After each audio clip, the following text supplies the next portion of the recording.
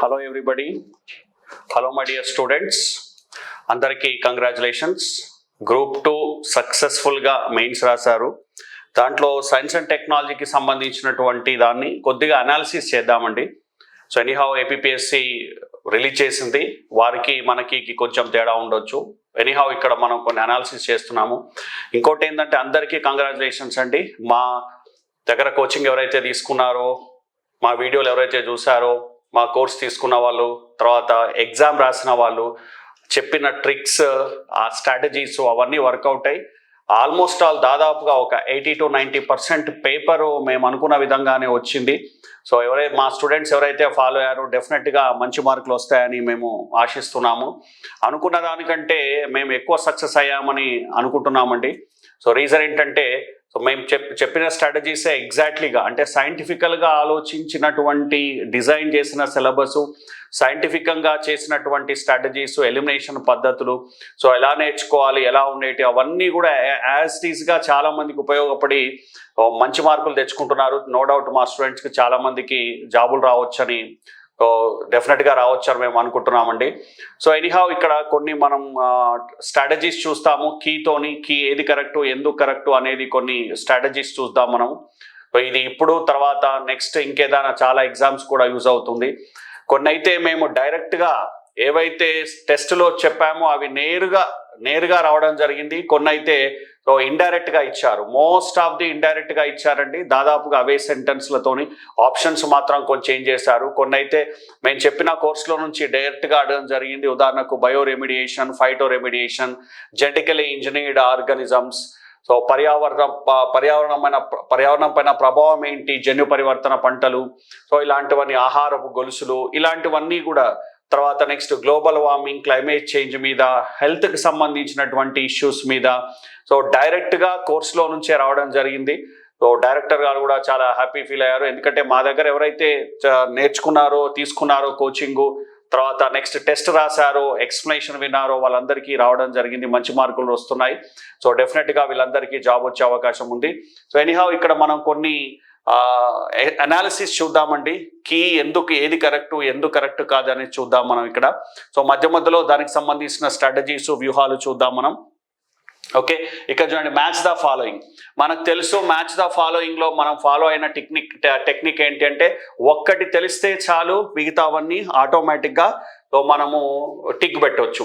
దీంట్లో చూడండి, organic waste ఏంటండి, సో ఇక్కడ కంపోస్టింగ్. ఆర్గానిక్ వేస్ట్ మనం ఏం చేస్తాం, కంపోస్టింగ్ చేస్తాం. ఆర్గానిక్ వేస్ట్ కంపోస్టింగ్ చేస్తాం. A2. సో A2 ఎక్కడుంది మనకు, 1లో ఉంది, తర్వాత నెక్స్ట్ 3లో ఉంది. అందరు ఏం చేశారంటే 3 అని ఆన్సర్ పెట్టేశారండి. కానీ ఇక్కడ నేను అనాలిసిస్ చేసిన దాని ప్రకారం ఏంటి అంటే 1 ఆన్సర్గా ఉంటుంది. 1 ఆన్సర్ ఎందుకు ఉంటుంది అంటే, చూడండి, ఆర్గానిక్ వేస్ట్ కంపోస్టింగ్, తర్వాత నెక్స్ట్ సో B4 అండి, B4. ఓకే, సో ఈ waste recycling. Okay, so next చూడండి, C1 హజార్డస్ వేస్ట్ ఇన్సినరేషన్. ఇక్కడే చాలా మంది పొరపాటు పడుతున్నారు. సో హజార్డస్ వేస్ట్ అనేది ఇన్సినరేషన్ ప్రక్రియ ద్వారా మనం ఏం చేస్తామంటే దహనం చేసి తగ్గిస్తాం. కానీ బ్రోకెన్ గ్లాస్ పీసెస్ని మాత్రం మనము ఇన్సినరేషన్ పద్ధతి ద్వారా చెయ్యము. అందుకే ఇక్కడ ఆన్సర్ 1 అండి. చాలా మంది ఏం చేస్తున్నారంటే 3 అని ఆన్సర్ పెడుతున్నారు. సో దాని అనాలిసిస్ చేస్తే ఏంటి అంటే, ఇక్కడ ఈ రెండు కరెక్టే ఉన్నాయండి. 1కి 3కి రెండు సేమే ఉన్నాయి ఆల్మోస్ట్ ఆల్. చూడండి, ఇది సేమే ఉంది, ఇది సేమ్ ఉంది, ఇది సేమ్ ఉంది, ఇది సేమ్ ఉంది. ద ప్రాబ్లం ఏంటంటే ఇది మాత్రమే తేడా ఉంది. చూడండి, ఇక్కడ C1 అని ఎందుకు పెట్టాము అంటే, హజార్డస్ వేస్ట్ని డిస్పోజ్ చేసేటువంటి ఒక పద్ధతి ఏంటంటే ఇన్సినరేషన్, దహనం చేస్తున్నాం దాన్ని. ఎందుకంటే దానిలో డేంజరస్ సంబంధించినటువంటి ముఖ్యంగా హాస్పిటల్ వేస్ట్ అట్లాంటి వాటిని మనం ఇన్సినరేషన్ చేస్తాం, కానీ దాన్ని ల్యాండ్ ఫిల్లింగ్ మాత్రం చేయమండి. సో అందుకే ఆ ప్రకారంగా ఆలోచిస్తే ఫస్ట్ ఉంటుంది. ఇటు మొట్టమొదటిదే కొంచెం కాంట్రవర్సీగా వచ్చింది. సరే, మనము దీని చివరికి ఇది ఏమవుతుందని తర్వాత చూద్దాం. కానీ అనాలిసిస్ ప్రకారంగా ఏంటి అంటే ఫస్ట్ది 1 అని చెప్పుకోవచ్చండి. తర్వాత నెక్స్ట్ ఇంకో చూద్దాం, 77th వన్ చూద్దాం. ఇదైతే క్లియర్గా ఉందండి. Which of the following public health campaigns was launched to improve the sanitation in India? భారతదేశంలో ఏది ప్రజారోగ్యాన్ని పారిశుద్ధ్యాన్ని పెరుగుపరచడానికి ప్రారంభించారు అంటే ఇది డైరెక్ట్ ఉంటుందండి, స్వచ్ఛ భారత్ అభియాన్. సో 77కి 1. ఇది బి సిరీస్ అండి, కానీ ఇక్కడ సిరీస్ చెప్పట్లేదు, నేను క్వశ్చన్స్ చెప్పుకుంటూ వెళ్ళిపోతున్నాను, ఈజీగా ఉంటుంది. తర్వాత నెక్స్ట్ 78 సైట్స్. సో సైట్స్ మీటింగ్ని ఏమని పిలుస్తారు? సైట్స్ యొక్క మీటింగ్ ఎక్కడ కన్ఫామ్ అయింది అంటే 3 మార్చ్ 1973లో వాషింగ్టన్ DC USA కన్ఫామ్ అయింది, కాబట్టి దీన్ని వాషింగ్టన్ సమావేశం అంటారు. కాబట్టి 78కి సో ఆన్సర్ 3 ఉంది. క్యోటో ప్రోటోకాల్ అనేది గ్లోబల్ వార్మింగ్ సంబంధించింది, ప్యారిస్ ఒప్పందం అనేది తర్వాత గ్లోబల్ వార్మింగ్ సంబంధించింది, జెనీవా ఒప్పందం వేరే దానికి సంబంధించింది. ఇక్కడ వాషింగ్టన్ DCలో సైట్స్ ఫైనలైజ్ అయిందండి. సో కాబట్టి ఇక్కడ 78కి 1 అని మనం చెప్పుకోవచ్చు. నెక్స్ట్ 79th చూడండి. India is the dash largest installed wind power capacity in the world. ప్రపంచంలోకెల్లా భారతదేశం ఎన్నవ అతిపెద్ద స్థాపించబడిన పవన శక్తిని కలిగి ఉంది. సో అంటే 4th అండి, 4th ఓకే. ఇక్కడ ఫస్ట్ ఆన్సర్. మరి మిగతా 3 ఏంటివి? China, US, so Brazil. ఇవి చైనా ఫస్ట్ ప్లేస్ లో ఉందండి 1453 GW తో. ఇండియా 4th ప్లేస్ లో ఉంది 176 GW తో 4వ ప్లేస్ లో ఉంది పవన శక్తిలో. సో 176 GW తో ఇండియా 4వ ప్లేస్ లో ఉంది, కాబట్టి ఇక్కడ 79కి ఆన్సర్ 1. ఇవన్నీ కొన్ని డైరెక్ట్ ప్రశ్నలు అండి, మనం ఆల్రెడీ చెప్పుకోవడం జరిగింది. ఎగ్జామ్లో 2 రకాల ప్రశ్నలు ఉంటాయి, డైరెక్ట్ క్వశ్చన్స్ ఉంటాయి, మ్యాచ్ ద ఫాలోయింగ్ ఉంటాయి, అసెర్షన్ రీజనింగ్ ఉంటాయి, కంపారిజన్ ఉంటాయి. ఏది కాదు అని ఉంటుంది, ఏది అవును ఉంటుంది. ఇలాంటి ప్రశ్నలే మనం కూడా చెప్పుకోవడం జరిగింది. అలానే ఇక్కడ ఇచ్చారు చూడండి.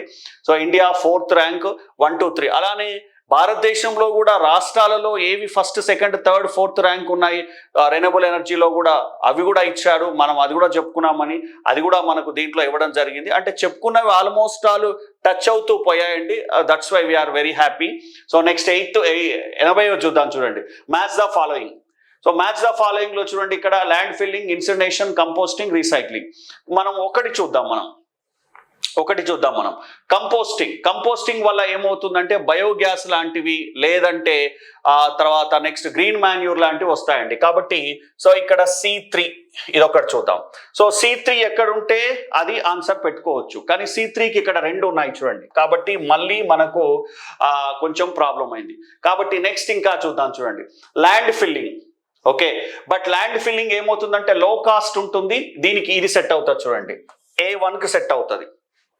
ఓకే, సో A1కి సెట్ అయింది, కాబట్టి ఇక్కడ ఆన్సర్ ఏమవుతుందంటే 3 ఉంటుంది చూడండి. అంటే మనం ఏం చేసాము, ఒక దాంతోని మ్యాచ్ చేసుకొని ఆన్సర్ చేసుకునే ప్రయత్నం చేసామండి, అది కుదరలేదు, కాబట్టి 2వ దానికి వెళ్ళాం మనం. సో మనం కూడా ఇదే విధంగా చెప్పాము ఎగ్జామ్లో రాసేటప్పుడు, ఏది టెస్టులలో మ్యాచ్ ద ఫాలోయింగ్లో ఏం చేయండి అంటే ఒక దాన్ని బట్టి ఎగ్జామ్లో ఆన్సర్ పెట్టే ప్రయత్నం చేయండి, ఒక దాంతో దొరక్కపోతే 2వ దానికి వెళ్ళండి అన్నాను. ఇక్కడ చూడండి C3, దీన్ని పట్టుకొని మనం ఆన్సర్ పెట్టుకునే ప్రయత్నం చేశాము, కానీ ఇక్కడ 2, 3 రెండిట్లో C3 ఉంది. అంటే ఏని ఎలిమినేట్ చేసాము, 1ని ఎలిమినేట్ చేసాము, 4 ఎలిమినేట్ చేసాము, అంటే 50%లోకి వెళ్ళిపోయాం మనం. సో 2, 3 ఉందండి, కానీ ఇక్కడ మనం మళ్ళీ అనాలిసిస్ 2వ దానికి వెళ్తే ల్యాండ్ ఫిల్లింగ్ అనేది A1కు ఉంది. సో A1 అనేది 3వ దాంట్లో ఉంది, కాబట్టి ఆన్సర్ 3. దీనికి ఆన్సర్ ఏంటండి 3rd. ఇలా 1 మ్యాచ్ కాకపోతే 2వదైనా సరే వెళ్ళిపోయి దానికి మనం మ్యాచ్ చేసుకోవాల్సి ఉంటుంది. 2వది కుదరకపోతే 3వ దానికి వెళ్ళాలి. ఇలా మనం స్టెప్ బై స్టెప్ చేసుకొని మనం ఆన్సర్ని చూసుకోవాల్సి వస్తుందండి. 4 తెలియాలని రూల్ ఏం లేవు. మనం టెక్నికల్ ప్రకారం ఏంటి అంటే, 1 తెలిసినా మనం మ్యాచ్ ద ఫాలోయింగ్లో ఆన్సర్ పెట్టవచ్చు, 2 తెలిసినా ఆన్సర్ పెట్టవచ్చు. సో 2 ఇంకా చాలా వరకు వచ్చేస్తుందండి. 2 తెలియకపోతే 3వ దానికి వెళ్ళాలి, కానీ 2టికే చాలా వరకు ఫైనలైజ్ అవుతుంది. ఇది కూడా మనం క్లియర్గా టెస్ట్లో చెప్పడం జరిగిందండి. అంటే టెస్టులు ఎందుకు కండక్ట్ చేశామంటే ఒక్క ఆన్సర్ల కొరకే కాదు, ప్రాక్టీస్ కొరకే కాదు, దాన్ని ఎట్లా ప్రాక్టీస్ చేయాలి, ఎట్లా మనము స్ట్రాటజీ ఉపయోగించాలి, ఎగ్జామ్లో ఏ విధంగా క్వశ్చన్లు వస్తే మనం ఎలా వ్యూహాన్ని ఇక్కడ మనం అనుసరించాలి అనేది చెప్పడం జరిగిందండి. అవన్నీ వర్కౌట్ అయ్యాయి. ఇంకోటి చూద్దాం, 81 చూడండి. Project that is not associated with international solar alliance. International solar అలయన్స్కి సంబంధించినటువంటి ప్రాజెక్టులో కానిది ఏది అన్నాడు, ITEC అండి. సో ఇవన్నీ మాత్రం ఇంటర్నేషనల్ సోలార్ అలయన్స్ ట్రాక్, తర్వాత 1 sun 1 world 1 okay, grid OSOWOG అంటే కుసుమ్ అనేది ఒక ప్రోగ్రామ్ అండి. సో సోలార్ పవర్కి సంబంధించింది కాబట్టి ఇక్కడ ఆన్సర్ ఏంటండి 81కి 1 ఉంది. So next, which global summit lead to the adaptation of the agenda 21 and the Rio declaration. ఇక్కడ ఎర్త్ సమ్మిట్ 1992లో, ఓకే, దీన్ని రియో డిజానైరో ఎర్త్ సమ్మిట్ అన్నాం. ఇది నేరుగా డైరెక్ట్గా మనం సస్టైనబుల్ డెవలప్మెంట్ గోల్స్లో చెప్పుకున్నామండి. ఇదైతే మీరు క్లియర్గా ఇప్పుడైనా సరే యాప్లో తీసి చూడండి. సస్టైనబుల్ డెవలప్మెంట్ గోల్స్లో రియో డిక్లరేషన్, సో లేదా రియో డిజానైరో డిక్లరేషన్, తర్వాత రియో 10 ఈ 3 చెప్పుకున్నాం క్లియర్గా. మీరు ఇప్పుడు యాప్ తీసి చూసినా కానీ ఇది క్లియర్గా కనబడుతుంది. Earth summit, Rio de Janeiro. Earth summit వల్ల మిగతా ఇంకొక 3 ఏంటి కన్వెన్షన్లు వచ్చాయని ఇలా క్లియర్గా చెప్పుకోవడం జరిగిందండి. ఇది నేరుగా డైరెక్ట్గా వచ్చింది. ఎజెండా 21 అంటే ఏంటంటే అండి, 21st సెంచరీలో, ఈ 21st సెంచరీలో ఎన్విరాన్మెంట్ కొరకు, గ్లోబల్ వార్మింగ్ కొరకు చేయవలసిన పనులను ఎజెండా 21 అన్నాం. ఇలాంటి ఎక్స్ప్లెనేషనే మనము కోర్సులో ఇవ్వడం జరిగిందండి. దాంట్లో నుంచి యాజ్ ఇట్ ఈస్గా ఇచ్చారు. మీరు కావాలంటే ఇప్పుడైనా చూడండి దాంట్లో. So agenda 21, Rio declaration and forest principles, ఈ 3 కూడా రియో ఎర్త్ సమ్మిట్ లో డిక్లేర్ చేయడం జరిగిందండి. సో కాబట్టి ఇక్కడ ఆన్సర్ ఏంటంటే డైరెక్ట్ క్వశ్చన్ ఇది, ఎర్త్ సమ్మిట్ 2 ఆన్సర్ అండి. 82కి 2 ఉంది. ఓకే, తర్వాత నెక్స్ట్, ఇక్కడ చూడండి, ఇంగ్లీష్ లో కొంచెం వేరుగా ఇచ్చారు. తర్వాత నెక్స్ట్ దీంట్లో వేరుగా ఇచ్చారండి. జగదీష్ వేరే చెప్తున్నారు. జగదీష్ 8-1 వరల్డ్ హెల్త్ అసెంబ్లీ కాదు. జగదీష్ ఏమంటున్నాడంటే 81, 82కి ఎర్త్ సమ్మిట్. జగదీష్ మీ కీ 4th అన్నారు. నేను కీ 4th అనలేదు జగదీష్. ఇక్కడ మళ్ళీ ఒకసారి చూడు, 82కి ఆన్సర్ అనేది ఎర్త్ సమ్మిట్. సో అర్థమవుతుందండి. Which global summit leads to the adaptation of agenda 21 and Rio declaration. చాలా క్లియర్గా ఉంది. Earth summit, Rio de Janeiro earth సమ్మిట్లో 3 ప్రతిపాదనలు ఉన్నాయి. ఒకటి రియో డిక్లరేషన్, ఎజెండా 21, మూడవది ఏంటి అంటే ఫారెస్ట్ ప్రిన్సిపల్స్. కాబట్టి డైరెక్ట్, ఓకే.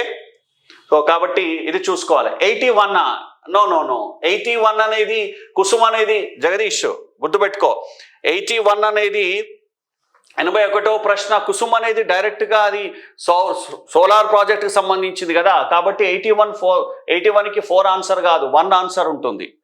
ITEC అనేది దానికి ఆ ప్రాజెక్ట్కు దీనికి సంబంధం లేదు కాబట్టి 81కి ఫస్ట్ ఆన్సర్ అయింది. సో నెక్స్ట్ ఇది చూద్దాం, చూడండి. Which of the following bioremediation technique is used to treat oil spills. ఇంగ్లీష్లో కరెక్ట్గా ఉందండి, తెలుగులో కొంచెం తప్పించారు. చమురు చిందటాలను అన్నాడు. సో అది చమురు చిందటాలు కాదు, చమురు తెట్టెలను సో ఇక్కడ క్లీన్ చేయడానికి ఏ బయోరెమిడియేషన్ టెక్నిక్ని యూజ్ చేస్తారు అని ఉంది. ఇట్లాంటి వాటికి మనకు తెలియకపోతే మనం ఆల్రెడీ టెక్నిక్ చెప్పామండి. 4 ఆన్సర్లలో 2ని డెలీట్ చేయండి, 2లోకి వెళ్ళండి, 50%లోకి వెళ్ళండి అని చెప్పాము మనం. ఇది ఎప్పుడు తెలుస్తుందంటే మనకు సబ్జెక్ట్ మీద గ్రిప్ ఉన్నప్పుడు చెప్తుందండి. ఓకే, జగదీష్ ఇనిషియల్ కీ వేరే ఉండొచ్చు, అది మనకు సంబంధం లేదు. ఏపీపీఎస్సీ ఎట్లా ఛాలెంజ్ చేస్తామనే తర్వాత చూద్దాము, అది మనకు సంబంధం లేదు. మనం అనాలిసిస్ చేసిన ప్రకారంగా మాత్రం ఈ విధంగా ఉంది. సో అది ఏపీపీఎస్సీ కీ ఎట్లా ఉంటుంది అని తర్వాత చూద్దాం మనము, అది మనకు సంబంధం లేదు. ఎందుకంటే అది చాలా లాంగ్ ప్రాసెస్. అది వాళ్ళు ఏమనుకుంటున్నారు, ఎట్లా అనుకుంటున్నారు, దేన్ని బట్టి పెట్టారు అనే తర్వాత చూద్దాము. నేను స్టూడెంట్స్కి అందరికీ చెప్పేది అదే, వాడు ఏమనుకుంటున్నాడు అనేది మనకు తెలియదండి ముందే. కాబట్టి ఏంటంటే మన ప్రకారంగా అనాలిసిస్ చెప్తున్నాము. ఉదాహరణకు ఫస్ట్ క్వశ్చన్ చూడండి. ఫస్ట్ క్వశ్చన్లో 1 and 3 2 ఆన్సర్లు కరెక్ట్గా కావచ్చు, కానీ మనం అనాలిసిస్ చేస్తే సైంటిఫికల్గా ఆ ఒకటి ఆన్సర్ అయింది, దాని ప్రకారంగా చెప్పడం జరిగింది. సో మేబీ దానికి ఏపీపీఎస్సీకి కొంచెం వేరుగా ఉండొచ్చు, మనం ఎగ్జాక్ట్లీగా ఉంటుందని మనం అనుకోలేమండి. సో కొన్నిసార్లు వాళ్ళ ఐడియా ఉంటే అది వేరుగా ఉండొచ్చు, దానికి సంబంధం లేకుండా మనం చెప్తున్నాము. ఇక్కడ చూడండి, which of the following bioremediation technique used to treat oil spills. ఇది మనకు కొంచెం కష్టమైన ప్రశ్న. దీంట్లో మనం 2ని ఎలిమినేట్ చేద్దాం, 2లోకి వద్దామండి. అట్లీస్ట్ ఇట్లాంటివి తెలియకపోతే 50%లోకైనా వెళ్ళండి. ఇది కూడా క్లియర్గా మనము సో కోచింగ్లో ప్లస్ రెండవది టెస్టుల్లో చెప్పడం జరిగింది, టెస్ట్ ప్రాక్టీస్లో. ఫైటో రెమెడియేషన్, మొక్కలను ఉపయోగించి బయో రెమెడియేషన్ చేస్తే ఫైటో రెమెడియేషన్. ఆయిల్ స్పిల్స్ని ఫైటో రెమెడియేషన్ ద్వారా క్లీన్ చేయలేము కాబట్టి ఏ క్యాన్సల్. మైకో రెమెడియేషన్, శిలీంధ్రాలను ఉపయోగించి బయో రెమెడియేషన్ చేస్తే దాన్ని మైకో రెమెడియేషన్ అంటాం కాబట్టి అది తీసేస్తాం. ఇకపోతే రెండింటికి వచ్చామండి, bioventing, bioaugmentation. Dear students, ఈ విధంగా ఇలా ఎక్కడైనా సరే ఒక క్వశ్చన్ అనేది రాకపోతే అట్లీస్ట్ 50%లోకైనా వెళ్ళండి, మీకు దాదాపుగా కరెక్ట్ అయ్యే ఛాన్స్ ఎక్కువగా ఉంటుంది. ఈ రెండింటిని అయితే ఒక సైంటిఫిక్ రీజన్తో మనం ఎలిమినేట్ చేసాము. ఏంటిది? ఫైటో రెమెడియేషన్ దీనికి వర్తించదండి. ఆయిల్ స్పిల్స్కి, నేలలో ఉండేటటువంటి పొల్యూషన్ని క్లీన్ చేయడానికి ఫైటో రెమెడియేషన్ పనిచేస్తుంది, కానీ ఆయిల్ స్పిల్స్ని క్లీన్ చేయడానికి ఫైటో రెమెడియేషన్ పనిచేయదు కాబట్టి దాన్ని తీసేసాం. మైకో రెమెడియేషన్, నేలలో ఉండేటటువంటి ఏదైనా దాన్ని మైకో రెమెడియేషన్ శిలీంధ్రాలను ఉపయోగించి చేయొచ్చు, కానీ ఆయిల్ స్పిల్స్ని చేయలేము. ఆయిల్ స్పిల్స్ని కేవలం బ్యాక్టీరియాను ఉపయోగించి మాత్రమే క్లీన్ చేస్తాం కాబట్టి 4ని తీసేసాం. ఇకపోతే 3 and 2 ఉంది. ఈ రెండిట్లో ఏది కరెక్ట్ అనేది చూసుకోవాలి. ఇలా సైంటిఫికల్గా వెళ్తే మనకు కరెక్ట్ అయ్యే ఛాన్సెస్ ఎక్కువ ఉంటుంది. కొన్నిసార్లు అది ఏపీపీఎస్సీ కీకి 1, 2, ఒక 5 to 7%, 10% మ్యాచ్ కాకపోవచ్చు, కానీ అది వదిలేయండి, మనం సైంటిఫికల్గానే వెళ్ళాలి. ఈ బయో వెంటింగ్లో ఏం చేస్తారు అంటే, ఇది కాదండి ఆన్సరు, ఇది ఆన్సరు, బయో అగ్యుమెంటేషన్. బయో వెంటింగ్లో ఏం చేస్తారంటే ఆక్సిజన్ సప్లైని ఇంక్రీజ్ చేసి ఎన్విరాన్మెంట్ అక్కడ పొల్యూషన్ని క్లీన్ చేస్తారు. మరి ఆయిల్ స్పిల్స్లో ఆ విధంగా చెయ్యరు. So bioaugmentation correct. బయో అగ్యుమెంటేషన్లో ఏం చేస్తారంటే న్యాచురల్గా ఉండేటటువంటి మైక్రో ఆర్గానిజమ్స్ యొక్క గ్రోత్ని పెంచి అక్కడ బయో రెమెడియేషన్ చేస్తారు, అక్కడ పదార్థాలను బ్రేక్ డౌన్ చేస్తారు కాబట్టి బయో అగ్యుమెంటేషన్. ఇక్కడ బయో వెంటింగ్లో ఆక్సిజన్ సప్లై ఉంటుందండి, ఇక్కడ ఆయిల్ స్పిల్స్కి ఆక్సిజన్ సప్లై ఏమైనా అక్కర్లేదు కాబట్టి దీన్ని కూడా తీసేసాము. అల్టిమేట్గా సెకండ్ ఆన్సర్. ఇలా సైంటిఫికల్గా అనాలిసిస్ చేసినప్పుడు ఏమవుతుంది అంటే మనకు కరెక్ట్ అయ్యే ఛాన్సెస్ ఎక్కువగా ఉంటాయి. ఇదే మనం చాలాసార్లు కోచింగ్లో చెప్పాము, టెస్ట్ సిరీస్ రాసిన వాళ్ళకి చెప్పాము. మనము ఎవరైతే రాశారో మనకు ఆల్రెడీ ఫోన్ చేసి చెప్తున్నారంటే, సార్ మీరు చెప్పిన టెక్నిక్ల వల్ల డెఫినెట్గా మాకు యూజ్ అయింది అనేది. సో అలాంటిదే ఇది. ఇంకోటి చూద్దామండి, assertion reasoning. National biofuel coordination committee needs to approve the use of the surplus gains for production of ethanol for blending with petrol. So biofuel policy 2018 మనం అది కూడా చెప్పడం జరిగిందండి. దానివల్ల లాభాలు ఏంటివి మీరు ఇప్పటికీ యాప్లో ఉంది, చూడొచ్చు. సో ఎక్కువైనటువంటి మిగిలిపోయిన చెడిపోయినటువంటి ఆహార ధాన్యాలను మనం బయోఫ్యూయల్స్కు వాడుకోవచ్చు అని నేషనల్ బయోఫ్యూయల్స్ పాలసీ చెప్తుంది. అది ఎవరి పర్మిషన్ తీసుకొని, దానికి ఒక కమిటీ పర్మిషన్ ఉంటుందండి.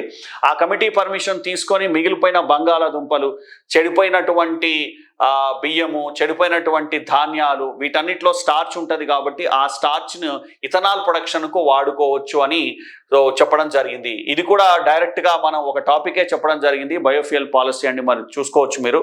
తర్వాత నెక్స్ట్, కాబట్టి ఏ కరెక్ట్ అండి, ఏ కరెక్ట్, అసెర్షన్ కరెక్ట్. తర్వాత next reason, farmers are at risk to not getting appropriate price for their produce during the surplus production phase. So వాళ్ళకు మిగులు ఎక్కువ అయిందనుకోండి, అలా మిగులు ఉత్పత్తి దశలో రైతులకు తమ ఉత్పత్తులకు సరైన ధరలు ప్రమాదం ఉంది, కరెక్టేనండి. సో మిగులు ఉత్పత్తి ఉందనుకోండి, రైతులకు సరైనటువంటి ధర దొరకదు. అంటే ఇప్పుడు ఇది కూడా కరెక్టే, ఇది కూడా కరెక్టే, కానీ ఈ రెండు ఒకదానికొకటి లింక్ లేదు కాబట్టి ఆన్సర్ ఏందండి 2. సో ఆన్సర్ మనం 2 కింద తీసుకోవచ్చు. నేను మళ్ళీ చెప్తున్నానండి, ఏపీపీఎస్సీకి దీనికి సంబంధం లేదు, మనం అనాలిసిస్ ప్రకారంగా చేయడం జరుగుతుంది. జస్ట్ అనాలిసిస్ మాత్రం చూసుకోండి. సో తర్వాత నెక్స్ట్ ఇంకోటి చూద్దాం,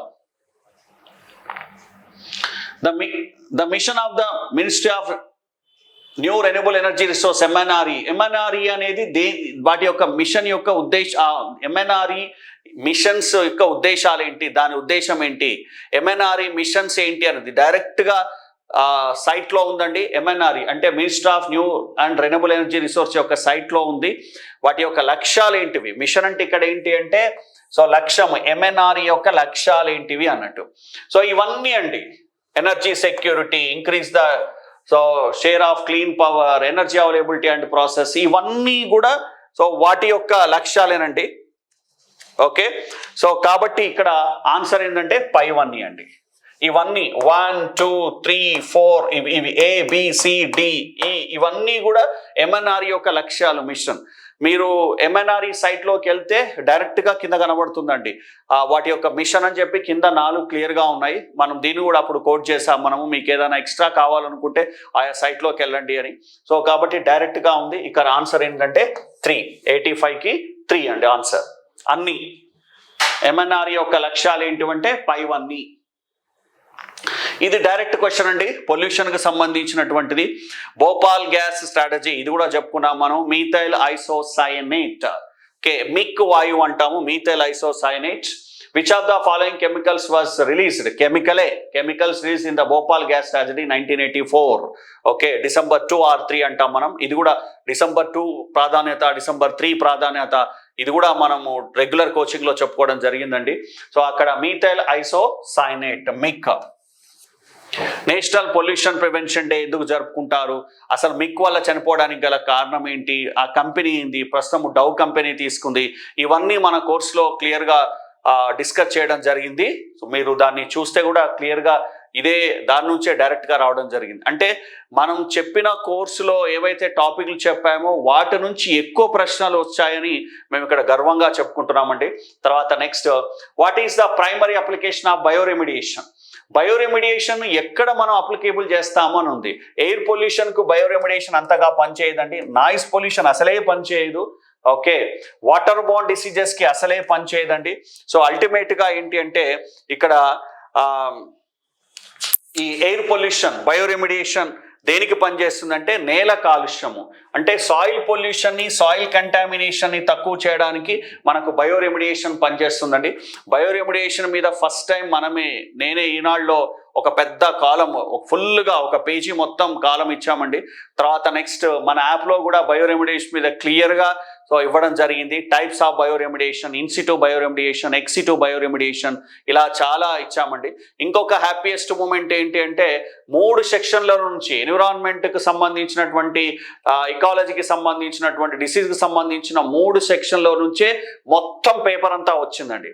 75 మార్కుల్లో 55 నుంచి 60 మార్కులు ఈ 3 సెక్షన్లోనే వచ్చింది. అంటే చూడండి ఎంత ఓకే, సో ఎంత ప్రాధాన్యత ఉందో చూసుకోవచ్చండి ఈ 3 సెక్షన్లకు. మనమే అప్పుడు 3 సెక్షన్లు క్లియర్గా యాప్లో పెట్టడం జరిగింది. సో వాటిలో నుంచే ఇది వచ్చింది. బయోరెమిడియేషన్ కూడా చెప్పుకున్నాం మనము. సో నేల కాలుష్యాన్ని ముఖ్యంగా క్లీన్ చేయడానికి ఏంటి బయోరెమిడియేషన్ పనిచేస్తుంది. తర్వాత వాటర్ పొల్యూషన్ అండి. అన్ని వాటర్ పొల్యూషన్ని మనం క్లీన్ చేయలేం, బట్ బయోరెమిడియేషన్ ద్వారా సాయిల్ పొల్యూషన్ మాత్రం, సాయిల్ కంటామినేషన్ క్లీన్ చేయొచ్చు. సో కాబట్టి ఓకే, సో 87కి ఆన్సర్ 2. తర్వాత next, which of the following is true about the circular economy? ఇది మనము సర్క్యులర్ యాక్చువల్గా ఇది దేనికి సంబంధించింది అంటే ఎకానమీకి సంబంధించింది. మనం చెప్పుకున్నటువంటి సస్టైనబుల్ డెవలప్మెంట్ గోల్స్లో ఒక క్వశ్చన్ నేరుగా ఎకానమీలో కూడా అడిగాడు. ఎకానమీలో ఏ స్టేటు ఎన్నో ర్యాంక్ అనేది ఎకానమీ సెక్షన్లో కూడా సస్టైనబుల్ డెవలప్మెంట్ గోల్లో నుంచి ఒకటి వచ్చిందండి.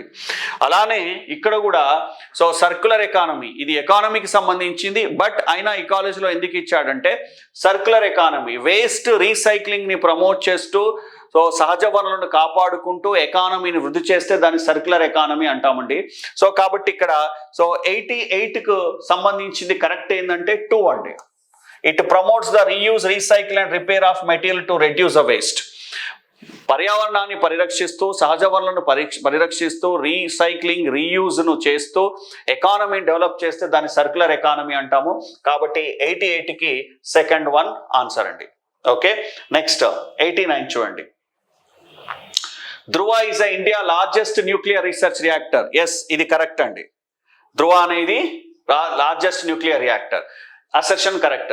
And reason, advanced heavy water reactor envisages long scale utilisation of plutonium spent. కరెక్టేనండి. సో ప్లూటోనియంని 3 రకాల రియాక్టర్లు ఉంటాయి. సో ఆ 3 రియాక్టర్లు stage 1, stage 2, stage 3. India 3 stage nuclear power programme అంటాం దీన్ని మనము క్లియర్గా క్వశ్చన్స్లో అంటే ప్రాక్టీస్ క్వశ్చన్స్లో ఎక్స్ప్లెనేషన్ చేయడం జరిగింది. మ్యాచ్ ద ఫాలోయింగ్ ఇచ్చామండి. సో అదే క్వశ్చన్ ఇక్కడ ఇండైరెక్ట్గా రిపీట్ అయింది. అడ్వాన్స్ హెవీ రియాక్టర్లో మనం ప్లూటోనియంను వాడతాం. అంటే ఏ కరెక్ట్, తర్వాత అసెర్షన్ కరెక్ట్, రీజన్ కరెక్ట్.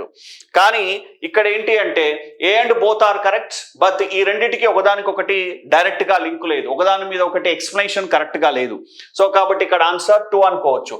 ఎందుకంటే ధృవాలో మనకి ఇక్కడ ఏంటి, అది రీసెర్చ్ రియాక్టర్ అండి. తర్వాత నెక్స్ట్ సేమ్ ఫ్యూయల్, దాంట్లో సేమ్ ఫ్యూయల్ వాడము, కాబట్టి ఇక్కడ R is not correct explanation of A అని అనుకోవచ్చు. సో ఇది మన అనాలిసిస్ అండి, చెప్పాను కదా. మళ్ళీ ఏపీఎస్సీ అనాలిసిస్ ఎలా ఉంటుందో తెలియదు, పర్సన్ కూడా అనాలిసిస్ వేరుగా ఉండవచ్చు. ఇక్కడ నేను సైంటిఫిక్ బేస్ చేసుకొని అనాలిసిస్ చెప్తున్నాను. సో కాబట్టి ఇక్కడ ఆన్సర్ 89కి 2. Both A and R correct, but R is not correct explanation of A. Second one answer గా ఉందండి. తర్వాత నెక్స్ట్ ఇది చూడండి, ఇంట్రెస్ట్ బయోజియో కెమికల్ సైకిల్స్ లో ఒక టాపిక్ అండి. ఇది మనం కూడా క్లియర్ గా మన కోర్సులో బయోజియో కెమికల్ సైకిల్స్ చెప్పుకోవడం జరిగింది. Oxygen cycle, carbon cycle, nitrogen cycle, sulphur cycle. ఈ బయోజియో కెమికల్ సైకిల్స్ ని 2 రకాలుగా డివైడ్ చేయొచ్చు. Gaseous cycle, sedimentary cycles. వాయు వలయాలు, సెడిమెంటరీ వలయాలు. దీంట్లో సో ఈ నైట్రోజన్ ఒక్కటే గ్యాసియస్ సైకిల్ అండి, నైట్రోజన్ ఒకటే gaseous cycle. Sulphur cycle, calcium cycle, తర్వాత పాస్పరస్ సైకిల్, సల్ఫర్ సైకిల్, ఇవన్నీ సెడిమెంటరీ సైకిల్స్. ఈ సెడిమెంటరీ సైకిల్స్ లో రిజర్వాయర్ ఎక్కడ ఉంటుంది? సెడిమెంటరీ రాక్స్, భూమిలో ఉంటుంది. ఈ నైట్రోజన్ అనేది గ్యాసియస్ సైకిల్, వాయు వలయము, అంటే ఎక్కడ ఎయిర్ అనేది మెయిన్ వలయంగా ఉంటుంది. కాబట్టి ఇక్కడ biogeochemicals and which is the main reservoir, not the soil. ఏది కాదు అన్నాడు, ఏది సాయిల్ కి రిజర్వాయర్ కాదు అన్నాడు. ఈ 3 సాయిల్ కి రిజర్వాయర్ లేనండి, ఇది ఒకటే కాదు. కాబట్టి డైరెక్ట్ ఆన్సర్. సో ఇలా మనం ఆన్సర్ ని అనాలిసిస్ చేయాలి, క్వశ్చన్ అనాలిసిస్ చేయాలి. ఎవరైతే టెస్టులు రాశారో నేనే పెట్టానండి, 5 టెస్టులు క్లియర్గా స్టాండర్డైజ్ చేసి మనమే పెట్టాము. ఎవరైతే టెస్టులు రాశారో వాళ్ళకు చాలా ఉపయోగం జరిగింది. ఎందుకంటే ఒక క్వశ్చన్ని ఎలా ఆన్సర్ని సెట్ చేసుకోవాలి, రాంగ్ ఎలా ఎలిమినేట్ చేయాలి, రైట్ని ఎలా తీసుకోవాలి అనేది మనం క్లియర్గా చెప్పడం జరిగింది. అలాంటి అనాలిసిస్ చూడండి. సో ఈ 3 కూడా సెడిమెంటరీ సైకిల్స్, అంటే సో ఇక్కడ భూమిలో రిజర్వాయర్గా ఉంటుంది. సెడిమెంటరీ రాక్స్ అనేటివి రిజర్వాయర్గా ఉంటుంది. ఒక నైట్రోజన్ సైకిల్కి మాత్రము ఇక్కడ ఏంటంటే అట్మాస్ఫియర్, ఎయిర్ అనేది వలయంగా ఉంటుంది, రిజర్వాయర్గా ఉంటుంది. కాబట్టి ఆన్సర్ 2. తర్వాత నెక్స్ట్ ఇంకోటి చూడండి, Ayushman Bharat primary aims to provide health care coverage to which group. So Ayushman Bharat ఏ వర్గానికి ఆరోగ్య సంరక్షణ అందించడం లక్ష్యంగా పెట్టుకుంది అంటే rural and poor populations. So కాబట్టి ఇక్కడ ఆన్సర్ 2. ఇక్కడ గమ్మత్తైన విషయం ఏంటంటే ఎక్కువ 2లు వచ్చాయండి ఈ సిరీస్లో, ఎక్కువ వరకు 2 అని వచ్చాయి. సో ఇక్కడ సీనియర్ సిటిజన్ కాదు, సీనియర్ సిటిజన్కి వేరే స్కీమ్ ఉంది, ప్రైవేట్ హెల్త్ సెక్టార్ కాదు, అర్బన్ అండ్ మిడిల్ క్లాస్ కాదండి. Answer only 2. Okay, so next ఇది కూడా చూడండి, మ్యాచ్ ద ఫాలోయింగ్. ఆంధ్రప్రదేశ్లో ఉండేటటువంటి సోలార్ పవర్ పార్క్ల గురించి ఇచ్చారు. అయితే మనం కూడా క్వశ్చన్ ఇచ్చామండి, మనం ఇచ్చిందేమో ప్లేస్ల వారీగా ఇచ్చాము, ఇక్కడేమో కెపాసిటీ వైజ్గా ఇచ్చాడు. నేను కూడా దేంట్లో ఈ టెస్టుల్లో ఆంధ్రప్రదేశ్లో ఉండేటువంటి సోలార్ పవర్ పార్క్ల మీద ఒక మ్యాచ్ ద ఫాలోయింగ్ ఇచ్చాను, మీరు చూసుకోవచ్చు కావాలంటే, 3rd టెస్ట్లో ఉంటుంది. ఇక్కడ వాళ్ళు ఏం చేశారంటే పవర్ వైజ్గా అంటే కెపాసిటీ వైజ్గా ఇచ్చారు. సో ఇక్కడ మనం ఒకటే చూసుకోవచ్చు చూడండి, వీటిలో ఒకటే చూసుకోవచ్చు. దేనికంటే okay, Kurnool solar park okay 1000. ఇక్కడ C1 ఒకదాంతో చూసుకుంటే సరిపోతుందండి, లేదా ఓకే C1 ఇది ఒకటి. సో ఇక్కడ 92కి ఆన్సర్ మనం ఏం పెట్టుకోవచ్చు అంటే 4th పెట్టుకోవచ్చు అండి, 4th ఆన్సర్ పెట్టుకోవచ్చు. ఓకే, నెక్స్ట్ ఇచ్చేయండి. Which technology can reduce the environmental impact traditional farming, especially in water scarce regions? నీటి కొరత ఉన్న ప్రాంతాల్లో ఏ టెక్నాలజీని మనం ఇక్కడ వాడవచ్చు అన్నారు. చాలా సింపుల్ అండి, డ్రిప్ ఇరిగేషన్. కాబట్టి 93కి 1. నెక్స్ట్ ఇది డైరెక్ట్ క్వశ్చన్. 94 కూడా direct question. Radio astronomy centre is located ఎక్కడ ఉందంటే ఊటీలో ఉందండి, ఇది కూడా డైరెక్ట్ క్వశ్చనే. Next, which subject that is not associated with Ayushman Bharat digital mission? ఈ క్రింది వాటిలో ఏది డిజిటల్ మిషన్తో సంబంధం లేదు అన్నాడండి. ఈ శాండ్ బాక్స్ అనేది ఏందో తెలియదు, ఊరికే అట్లా ఇచ్చాడు. కానీ ఆరోగ్య మిత్ర, health ID, health professional registry, ఈ మూడు కూడా ఆయుష్మాన్ భారత్కి సంబంధం ఉంది. ఓకే, సో కాబట్టి ఇక్కడ ఆన్సరు 3 అండి. ఓకే, ఇక్కడ ఆన్సర్ 4, ఇక్కడ ఆన్సర్ 4, ఇక్కడ ఆన్సర్ వచ్చేసి 1. సో ఇది గమనించాలి. తర్వాత నెక్స్ట్, భారతదేశంలో అత్యధిక పవన శక్తిని ఉత్పత్తి చేసేటటువంటి రాష్ట్రం. ఓకే, అయితే చాలామంది సో ఏం చేశారు అంటే తమిళనాడు అని పెట్టారండి. తమిళనాడు అది 2024 కంటే ముందు. ఇటీవల తమిళనాడు కంటే 2024 ఎండింగ్లో గుజరాత్ ముందు స్టేట్లోకి వచ్చింది. సో కాబట్టి ఇక్కడ 96కి మనం 2 ఆన్సర్ పెట్టుకోవచ్చు. వాస్తవంగా ఇది తమిళనాడు కరెక్టే, కానీ రీసెంట్ కరెంట్ అఫైర్స్ ప్రకారంగా తమిళనాడు నువ్వు వెనకకు నెట్టి గుజరాత్ ముందు ప్లేస్లోకి వచ్చింది. నేను చెప్పాను కదండి, ఏపీపీఎస్సీకి ఎందుకు కొంచెం డిఫరెంట్గా ఉంటుందంటే వాళ్ళు కీ అనేది క్వశ్చన్ ఎప్పుడో తయారు చేస్తే ఒక ఆన్సర్ ఉంటుంది, లేటెస్ట్గా తయారు చేస్తే ఒక ఆన్సర్ ఉంటుంది. కాబట్టి ఇలా సో ఏపీపీఎస్సీకి కొద్దిగా మనకు తేడా ఉండొచ్చు. ఇటు రీసెంట్ ప్రకారం ఏంటంటే గుజరాత్, వాళ్ళు ఓల్డ్ ఆన్సర్ తీసుకుంటే తమిళనాడు అవుతుంది. మనం రీసెంట్ క్యాలిక్యులేషన్ తీసుకున్నాం కాబట్టి గుజరాత్ అని చెప్పుకోవడం జరుగుతుంది. తర్వాత అనాలిసిస్ పరంగా కూడా సో క్వశ్చన్ పేపర్ తయారు చేసిన వ్యక్తికి, ఎక్స్ప్లెనేషన్ చేసిన వ్యక్తికి కొంచెం తేడా ఉండొచ్చు. దానివల్ల కూడా కొంత కీ తప్పులు ఉంటాయండి. మనము ఏ రకమైనటువంటి ఎగ్జామ్ తీసుకున్నా కానీ ఈ కాంట్రవర్సీస్ కొంచెం ఉంటాయి. వాటిని పట్టించుకోకుండా మనము ఏ విధంగా రాసాము, ఇంకా ఫ్యూచర్లో ఏ విధంగా మనం మాడిఫై చేసుకోవాలి అన్న దాని మీద కాన్సన్ట్రేషన్ చేసుకుంటూ వెళ్ళిపోవాలి. సో కాబట్టి ఇక్కడ ఆన్సర్ అనేది 96కి 2 ఉందండి. Okay, so 97, which of the following is an example of environmental friendly technology use in agriculture? ఈ క్రింది వాటిలో ఏది పర్యావరణ పరంగా అనుకూలమైనటువంటిది అని అన్నాడు. అంటే జెనెటికలీ మాడిఫైయింగ్ క్రాప్స్ యూజ్ చేయడం అనేది పర్యావరణ పరంగా అనుకూలం కాదు, కాబట్టి ఇది రాంగ్ ఆన్సర్. పెస్టిసైడ్ స్ప్రేయింగ్ అనేది పర్యావరణానికి అనుకూలం కాదు, కాబట్టి ఇది రాంగ్ ఆన్సర్. కెమికల్ ఫర్టిలైజర్స్కి వాడడం వల్ల కూడా పర్యావరణానికి హాని కలుగుతుంది, కాబట్టి ఇది రాంగ్ ఆన్సర్. ఇక ఆన్సర్ వచ్చేసి ఆర్గానిక్ ఫార్మింగ్, సేంద్రియ వ్యవసాయం. డియర్ స్టూడెంట్స్, ఈ విధంగా ఒక ఆన్సర్ని సెలెక్ట్ చేసే ముందు మిగతా మూడింటిని ఎలిమినేట్ చేయాలి, టెక్నికల్గా ఎలిమినేట్ చేయాలి, విత్ రీజన్తో ఎలిమినేట్ చేయాలి. అప్పుడు మన ఆన్సర్ 100% పర్ఫెక్ట్ అవుతుంది. సో ఈ టెక్నిక్ కూడా మనం టెస్ట్ సిరీస్లో చెప్పడం జరిగింది, అదే టెక్నిక్ ఫాలో అవుతున్నాం చూడండి. సో 97కి ఇక్కడ 2 ఆర్గానిక్ ఫార్మింగ్, సేంద్రియ వ్యవసాయంలో పురుగు మందులు, కెమికల్ ఫెర్టిలైజర్లు, వీడిసైడ్లు, కలుపు మందులు, హార్మోన్లు ఇవన్నీ లేకుండా వ్యవసాయం చేస్తాము. జెనెటికలీ మాడిఫైయింగ్ ప్లాంట్స్ కూడా దాంట్లో ఉండవు. దీనివల్ల ప్రకృతికి మేలు కలుగుతుంది, ఎన్విరాన్మెంటల్ ఫ్రెండ్లీ అగ్రికల్చర్ అంటాము. సో కాబట్టి ఇక్కడ ఆన్సర్ ఏంటండి 97కి 2గా ఉంది. నెక్స్ట్, ఇదైతే కొంచెం డైరెక్ట్ క్వశ్చన్ అండి. ఎవరు దేన్ని కనుగొన్నారు అనే దానికి 98 ఇచ్చారు. నిజంగా ఇది కొంచెం టఫ్ క్వశ్చనే. ఓకే, సో కాబట్టి ఇక్కడ మనం దీనికి ఆన్సర్ ఏముంటుందంటే సెకండ్ అండి. ఎవరెవరు దేనికి కనుగొన్నారు దానికి సెకండ్. ఈ మ్యాచ్ చేసుకోవాలి మీరు. ఓకే, నెక్స్ట్ 99కి వస్తున్నామండి. Which of the following factors contributed to most burden of malnutrition in India? భారతదేశంలో పోషకాహార లోపభారం పెరగడానికి క్రింది అంశాల్లో ఏది ఎక్కువగా దోహదపడింది? ఎందుకు పోషకాహార లోపం ఎందుకు ఉంటుంది అనే దానికి చేస్తే ఇక్కడ మనకి సో ఇక్కడ 99కి మనం ఏం చూసుకోవచ్చు అంటే నాణ్యత లేని ఆహారపు అలవాట్లు మరియు ఆహార భద్రత. చాలామంది ఏమనుకుంటారంటే ప్రాసెస్ చేసిన ఆహారాలను అధికంగా తీసుకోవడం అంటాం, అది కాదు.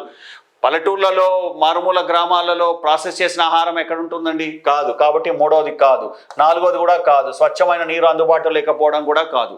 So 2వది answer. 3వది కాదండి, ఎందుకంటే ఓకే ప్రాసెస్డ్ ఫుడ్స్ అన్నాడు. ప్రాసెస్డ్ ఫుడ్స్ పల్లెటూళ్ళలో, మారుమూల ప్రాంతాల్లో ఎక్కడ తింటారండి? అది తినరు. అక్కడ ఏంటంటే నాణ్యత లేనటువంటి ఆహారము, అంటే మైక్రో న్యూట్రియంట్స్ లేనటువంటి ఆహారము, వైటమిన్లు, తర్వాత మినరల్స్, ఖనిజ లవణాలు, విటమిన్లు లేని ఆహారాన్ని, కేవలం పిండి పదార్థాలను ఎక్కువగా తీసుకోవడం వలన భారతదేశంలో మాల్ న్యూట్రిషన్, పోషకాహార లోపం అనేది కలుగుతుంది. సో ఇలా మనం దీన్ని అనాలిసిస్ చేస్తే ఆన్సర్ ఏంటండి 99కి 2 ఉంది. ఓకే, సో నెక్స్ట్, ఇలా డియర్ స్టూడెంట్స్ ఏం చేయాలంటే మనం ఆన్సర్ వాళ్ళది ఏదైనా ఉండండి, మనకు తెలియదు. ఇప్పుడు నేను ఏపీపీఎస్సీ ఆన్సర్కు కీ చూసుకోవట్లేదు, ఎందుకంటే మనం అనాలిసిస్ సైంటిఫికల్గా చేయాలంటే ముందు మనకు క్వశ్చన్ చదివి మన ఆన్సర్ని సెలెక్ట్ చేసుకోవాలి. దీనివల్ల రియల్గా ఎవరైతే క్వశ్చన్ పేపర్ని సైంటిఫికల్గా ప్రిపేర్ చేస్తారో వారికి మన ఆన్సర్ దగ్గరగా అవుతుంది. సో మనకి మార్కులు ఎక్కువ పెరిగేటటువంటి అవకాశం ఉంది. ఇప్పుడు నేను ఇక్కడ అలానే సైంటిఫిక్ అనాలిసిస్ చేస్తున్నాను. నెక్స్ట్ 100 చూద్దాం. ఓకే, విచ్ ఆఫ్ ఘన వ్యర్థ నిర్వహణలో సాలిడ్ వేస్ట్ మేనేజ్మెంట్లో సున్నా వ్యర్థాల విధానాన్ని జీరో కాన్సెప్ట్ను అనుసరించడానికి గాను ఏ భారతీయ నగరం గుర్తింపు పొందింది? So which Indian city is recognized for adapting zero waste concept in solid waste management? Okay, ఏది? చాలా నగరాలు ఉన్నాయండి. దాంట్లో ఏంటంటే ఇండోర్. సో 100కి ఆన్సరు 4గా ఉందండి. ఓకే, సో నెక్స్ట్ 101 ఇక్కడ నటాలిటీ అంటే జననాల రేటు గురించి ఇవ్వడం జరిగిందండి. Okay, so natality refers to the birth of individuals in a population. Okay, ఒక నిర్ణీత జనాభాలో వ్యక్తుల పుట్టుకను సూచించేది ఏంటి అంటే నటాలిటీ. స్టేట్మెంట్ ఏ కరెక్ట్ అండి. Statement A correct. బికి వద్దాం మనం.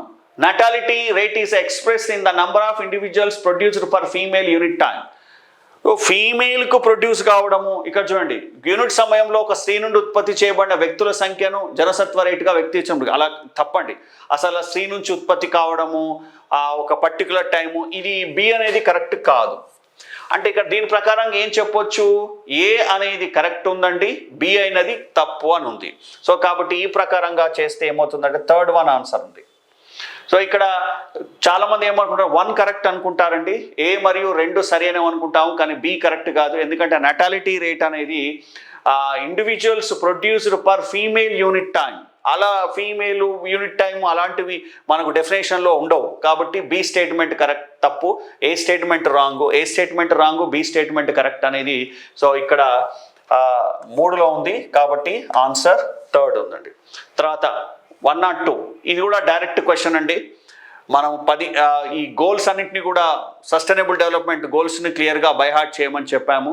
So how many sustainable development goals of SDGs పెట్టారంటే 2030కి సాధించాల్సినటువంటి గోల్స్ ఏంటంటే 17 అండి. కాబట్టి 102కి డైరెక్ట్గా ఆన్సర్ ఏంటండి 1.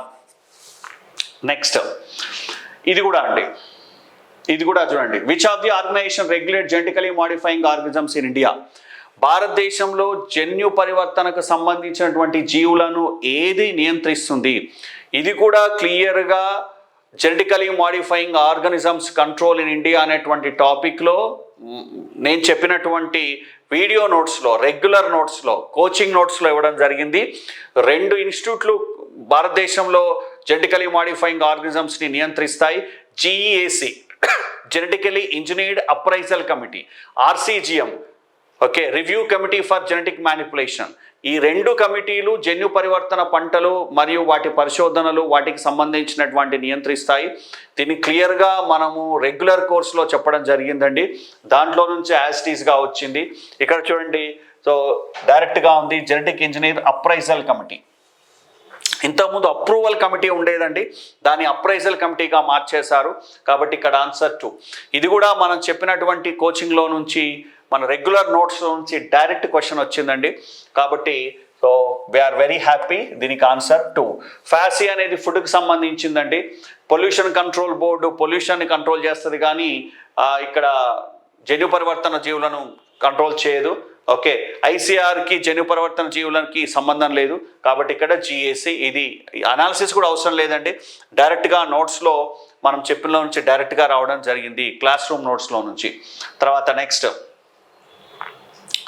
Okay, India national action plan on climate change NAPCC aim to address. ఇది కూడా చెప్పడం జరిగింది. NAPCC మీద 3 క్వశ్చన్లు వచ్చాయండి. 3 కూడా మనం చెప్పుకున్న నోట్స్లో నుంచి వచ్చాయి. NAPCC ఎప్పుడు ఏర్పాటైంది, దాని మిషన్స్ ఏంటి, 8 మిషన్స్, తర్వాత మళ్ళీ 4 మిషన్స్ చెప్పారు. ప్రధానమంత్రి అధ్యక్షతన NAPCC అయింది. భారతదేశము కర్బన ఉద్గారాల కట్టడికి ఏం చేస్తుంది, ఇవన్నీ క్లియర్గా రెగ్యులర్ నోట్స్లో చెప్పుకోవడం జరిగింది. అదే నోట్స్లో నుంచి వచ్చాయి. నేను నెక్స్ట్ వీడియోలో ఏ నోట్సు, ఏ పేజ్ నంబర్ ఎంతతో సహా క్లియర్గా చెప్తానండి. సో ఎక్కడి నుంచి వచ్చాయి, మనం ఈ గ్రూప్ 2లో వచ్చినటువంటి క్వశ్చన్స్ మన రెగ్యులర్ క్లాస్ రూమ్ నోట్స్ నుంచి ఎక్కడి నుంచి వచ్చాయి అనేది క్లియర్గా నెక్స్ట్ వీడియోలో మీకు పేజ్ నెంబర్ వాటన్నింటి క్లియర్గా చెప్తాము, ఎందుకంటే అంత క్లారిటీగా వచ్చాయి. సో ఇక్కడ చూడండి, ఇండియన్ NAPCC దేన్ని గురించి అడ్రస్ చేస్తుంది అంటే ఇక్కడ సెకండ్ ఆన్సర్ అండి. ఎయిర్ పొల్యూషన్ కంట్రోల్ కాదు, బయోడైవర్సిటీ కాదు, ఓన్లీ గ్రీన్ హౌస్ గ్యాసెస్ అన్నారు, అది రాంగ్ అండి. గ్రీన్ హౌస్ గ్యాసెస్లా మాత్రమే NAPCC వర్కౌట్ చేయదు. అన్నీ అంటే వాతావరణ మార్పులకు సంబంధించిన mitigation, adaptation strategies, climate change యొక్క మిటిగేషన్, అడాప్టేషన్ స్ట్రాటజీస్ గురించి NAPCC వర్క్ చేస్తుంది. కాబట్టి ఇక్కడ ఆన్సర్ ఏంటండి, సెకండ్ ఆన్సర్. 104కి సెకండ్ ఆన్సర్. ఇది కూడా మనం నేరుగా మన రెగ్యులర్ నోట్స్, కోచింగ్ నోట్స్ నుంచి రావడం జరిగింది. తర్వాత నెక్స్ట్, ఇది మనము కరెంట్ అఫైర్స్లో ఇచ్చామండి. డిజిటల్ అరెస్ట్ అంటే ఏంటి అనేది స్లైడ్ వేసి మరీ చెప్పాము. ఒక గవర్నమెంట్ రిలీజ్ చేసినటువంటి స్లైడ్ వేసి డిజిటల్ అరెస్ట్ గురించి చెప్పడం జరిగిందండి. లేటెస్ట్ కరెంట్ అఫైర్స్లో డెఫినెట్గా అడుగుతారని గెస్ చేసి ఈ డిజిటల్ అరెస్ట్ అనేది ఒక స్లైడ్ వేసి చెప్పాము కరెంట్ అఫైర్స్లో. కాబట్టి మా కరెంట్ అఫైర్స్ ఎవరైతే తీసుకున్నారో వాళ్ళకి ఇది క్వశ్చన్ ఈజీ అయిపోతుంది. చూడండి, ఇక్కడ 4వది, సైబర్ నేరగాలు బాధితులను భయపెట్టేందుకు వాడే పదం. సో డబ్బులు గుంజడము, తర్వాత డబ్బులు ట్రాన్స్ఫర్ చేయించుకోవడము, వాళ్ళని భయపెట్టడము, దాని కొరకు డిజిటల్ అరెస్ట్ అనేది పదాన్ని వాళ్ళు వాడుతుంటారు. రోజు మనం ఫోన్ చేయగానే చెప్తుంటుంది డిజిటల్ అరెస్ట్ అనేది ఉండదు, సైబర్ నేరగాలు ఈ విధంగా చేస్తారని. సో దాని నుంచి ఇచ్చారు, ఇది అందరూ దాదాపుగా చేయగలుగుతారు.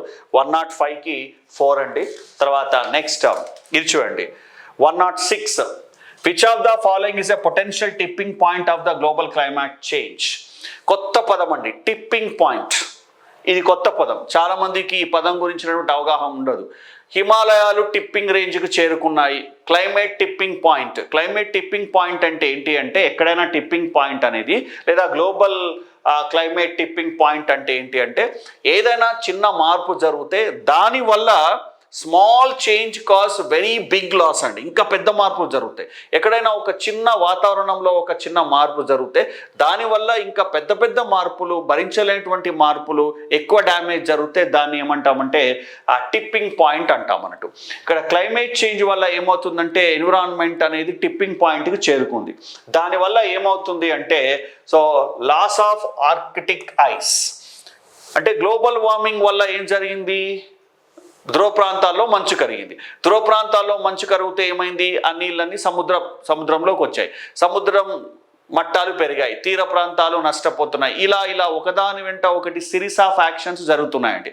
అంటే గ్లోబల్ వార్మింగ్, క్లైమేట్ చేంజ్ వల్ల టిప్పింగ్ పాయింట్ జరిగి లాస్ ఆఫ్ ఆర్కిటిక్ ఐస్, ధ్రువ ప్రాంతాల్లో మంచు కరిగి ఇంకా చాలా ప్రభావాలు కలుగుతున్నాయి. ఇలా అర్థం చేసుకోవాలి.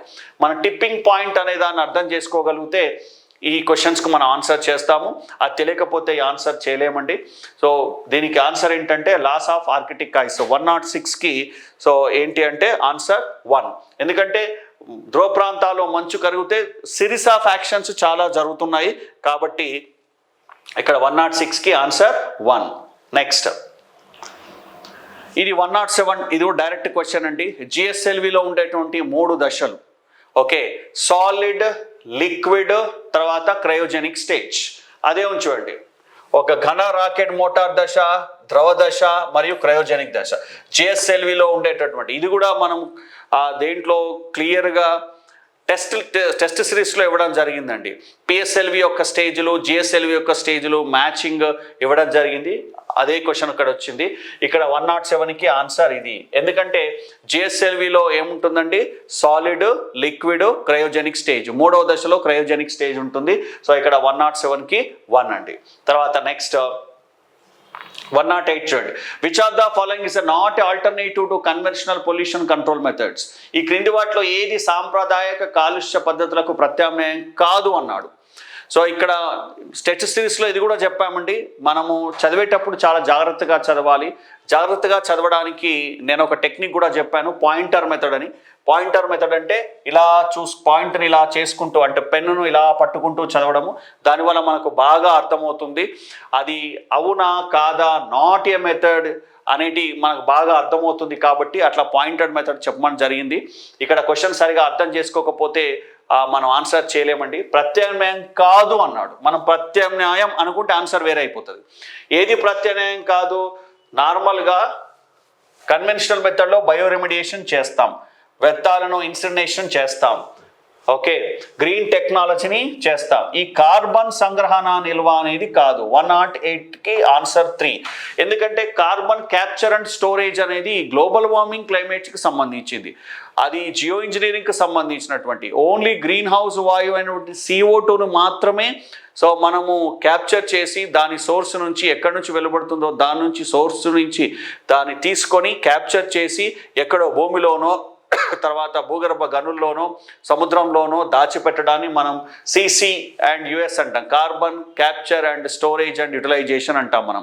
సో దానికి సంబంధించింది కాబట్టి 108కి ఆన్సర్ 3 ఉందండి. ఓకే, నెక్స్ట్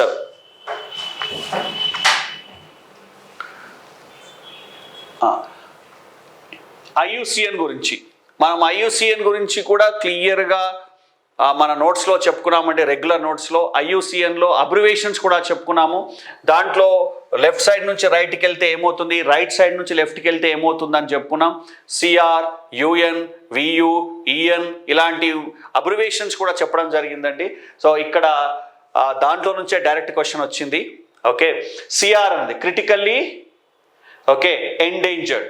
క్రిటికల్లీ ఎక్స్టింక్ట్ అనే పదం ఉండదు, ఎక్స్టింక్ట్ ఇన్ వైల్డ్ అనేది ఉండదు. ఇక్కడ ఏంటంటే ఎక్స్టింక్ట్ ఇన్ వైల్డ్ వేరు, దానికి మనకు సో EW అని ఉంటుంది కాబట్టి అది కూడా కాదు. సో ఇక్కడ EN అంటే ఎండేంజర్డ్, అది కూడా కాదు. ఫైనల్గా క్రిటికల్లీ ఎండేంజర్డ్ CR. సో 109కి సో ఆన్సర్ ఏంటి అంటే critically so endangered so CR, EN, VU so ఇలాంటివన్నీ అబ్రివేషన్స్ ఉన్నాయి. మనం IUCN ఒక్కొక్క దాన్ని ఏ అబ్రివేషన్తో సూచిస్తుంది, దాని ప్రాధాన్యత ఏందని చెప్పుకున్నామండి. దాంట్లోంచి డైరెక్ట్గా క్వశ్చన్ వచ్చింది. సో కాబట్టి ఇక్కడ 109కి 4 answer critically endangered. Okay, next ఈ 110 అయితే డైరెక్ట్ క్వశ్చన్ అండి. దీనికి మనం గుర్తుంటేనే వస్తుంది, చదువుతూనే వస్తుంది, లేకపోతే లేదు. భారతదేశంలో ఉన్న రీసెర్చ్ ఇన్స్టిట్యూట్ల గురించినటువంటి question. Autonomous institution under the Department of Biotechnology. Department of బయోటెక్నాలజీకి సంబంధించినటువంటి అటానమస్ ఇన్స్టిట్యూట్ ఏంది? 3rd one and answer. 3వది Centre for Innovative and Applied Bioprocessing. DBT యొక్క వెబ్సైట్లో క్లియర్గా ఉంది. నెక్స్ట్ ఇది చూడండి. The ozone hole is primarily caused by released of. ఈ క్రింది వాటిలో ఓజోన్ రంధ్రం ప్రధానంగా దీనివల్ల ఏర్పడుతుంది. సో అంటే సో ఇక్కడ చూడండి CFCs chlorofluorocarbons, ODS substances. క్లోరోఫ్లోరోకార్బన్స్ని మనం ODS సబ్స్టెన్సెస్ అన్నాం మనం. ఓకే, సో క్లోరోఫ్లోరోకార్బన్స్, CFCలు, HCFCలు, కార్బన్ టెట్రాక్లోరైడ్, వీటన్నిటిని మనం ODS అన్నాం. ఇది కూడా డైరెక్ట్ క్వశ్చన్ అండి. ఓజోన్ లేయర్ డిప్లీషన్, ఓజోన్ పొర నాశనం కావడం అనే టాపిక్లు మనం చెప్పుకున్నాము. దాంట్లో నుంచే నేరుగా రావడం జరిగింది. సో ఓజోన్ రంధ్రం దేనివల్ల ఏర్పడుతుంది అంటే CFCs. ఈ CFCలో ఉన్న క్లోరిన్ ఓజోన్తో చర్య జరిపి దాన్ని బ్రేక్ చేస్తుంది. ఇది కూడా మనం క్లియర్గా చెప్పడం జరిగింది. దాంట్లోంచి మనం చెప్పుకున్న దాంట్లో డైరెక్ట్గా వచ్చింది. 1-1కి 111కి సో ఆన్సర్ ఏంటి అంటే సెకండ్ ఆప్షన్ ఇది అండి. ఇది 2వ ఆన్సర్. నెక్స్ట్ 112. ఇది కూడా మనం చెప్పుకున్నామండి. సస్టైనబుల్ డెవలప్మెంట్లో which of the followings not one of the 3 pillars of sustainability. ఈ క్రింది వాటిలో ఏది 3 స్తంభాలు, సస్టైనబుల్ డెవలప్మెంట్లో 3 స్తంభాలు కాదు. నేను 6 ఆప్షన్లు ఇచ్చి 3 సెలెక్ట్ చేసుకోమన్నా. మీరు చెప్పాను కదా, ఇప్పుడు మనకు ఎగ్జాక్ట్లీ దాన్ని నేను పేస్ చేయట్లేదు. మీరు టెస్ట్ సిరీస్ తీసి చూడండి. ఇట్లాంటి క్వశ్చనే దాదాపుగా నేను కూడా టెస్ట్ సిరీస్లో ఇచ్చాను. 3 స్తంభాలు ఏంటివి అంటే so environment sustainability correct, social sustainability correct, economic sustainability correct, political sustainability wrong. ఇక్కడ నాట్ అన్నాడు, అది చూసుకోవాలి. నాట్ అనేది కరెక్ట్ లేకపోతే పోయినట్టే. సో కాబట్టి ఇక్కడ ఆన్సర్ ఏంటండి 4th one answer. Political sustainability అనేది సస్టైనబిలిటీలో లేదు కాబట్టి దాన్ని వదిలేస్తున్నాం మనం. Okay, so next 113. Which of the following government initiative aims to control the industrial emissions in India? భారతదేశంలో క్రింది ఏ ప్రభుత్వ కార్యక్రమాలలో పారిశ్రామిక ఉద్గారాలను నియంత్రించడానికి ఉద్దేశించబడినది? అది చూసుకోవాలండి. ఓకే, సో దీంట్లో ఆన్సర్ ఏంటండి National Clean Air Programme NCAP.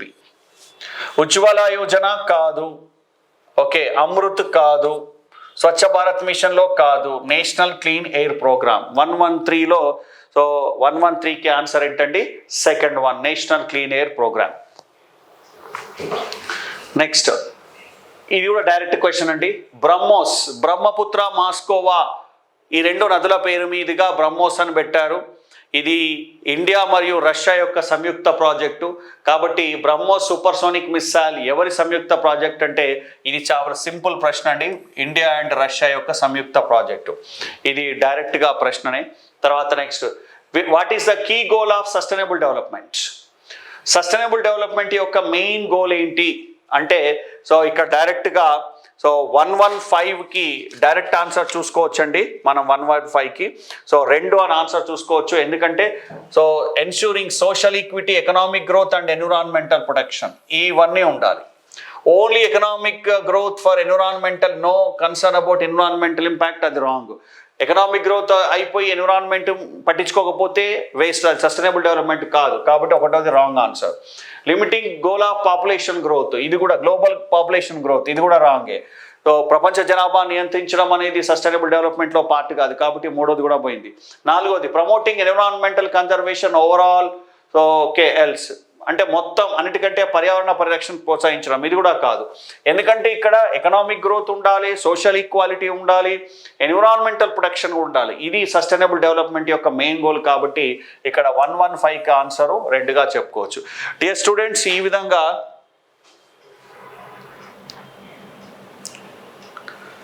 Mastan వలి సిఎఫ్సిలు, క్లోరోఫ్లోరోకార్బన్లు, చూడు ఓజోన్ పొరను నాశనం చేసేటివి ఎన్నో చెప్తాను చూడండి. ఒక లిస్ట్ ఇచ్చాం మనం.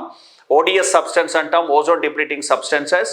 సిఎఫ్సిలు ఫస్ట్, హెచ్సిఎఫ్సిలు హైడ్రోక్లోరోఫ్లోరోకార్బన్స్, తర్వాత కార్బన్ టెట్రాక్లోరైడ్, మీథైల్ బ్రోమైడ్, ఇలా ఒక సిరీస్ ఆఫ్ ఇవన్నీ కూడా ఓజోన్ పొరను నాశనం చేసేటివే. దాంట్లో ఫస్ట్ ఏంటి అంటే సిఎఫ్సిలు, క్లోరోఫ్లోరోకార్బన్స్. మనం క్లియర్గా మన నోట్స్లో, ఏ నోట్స్లో, క్లాస్ రూమ్ నోట్స్లో, పీడిఎఫ్లో ఉందండి, మీరు ఒకసారి చూసుకోవచ్చు. తర్వాత నెక్స్ట్ 116కి వెళ్దాం.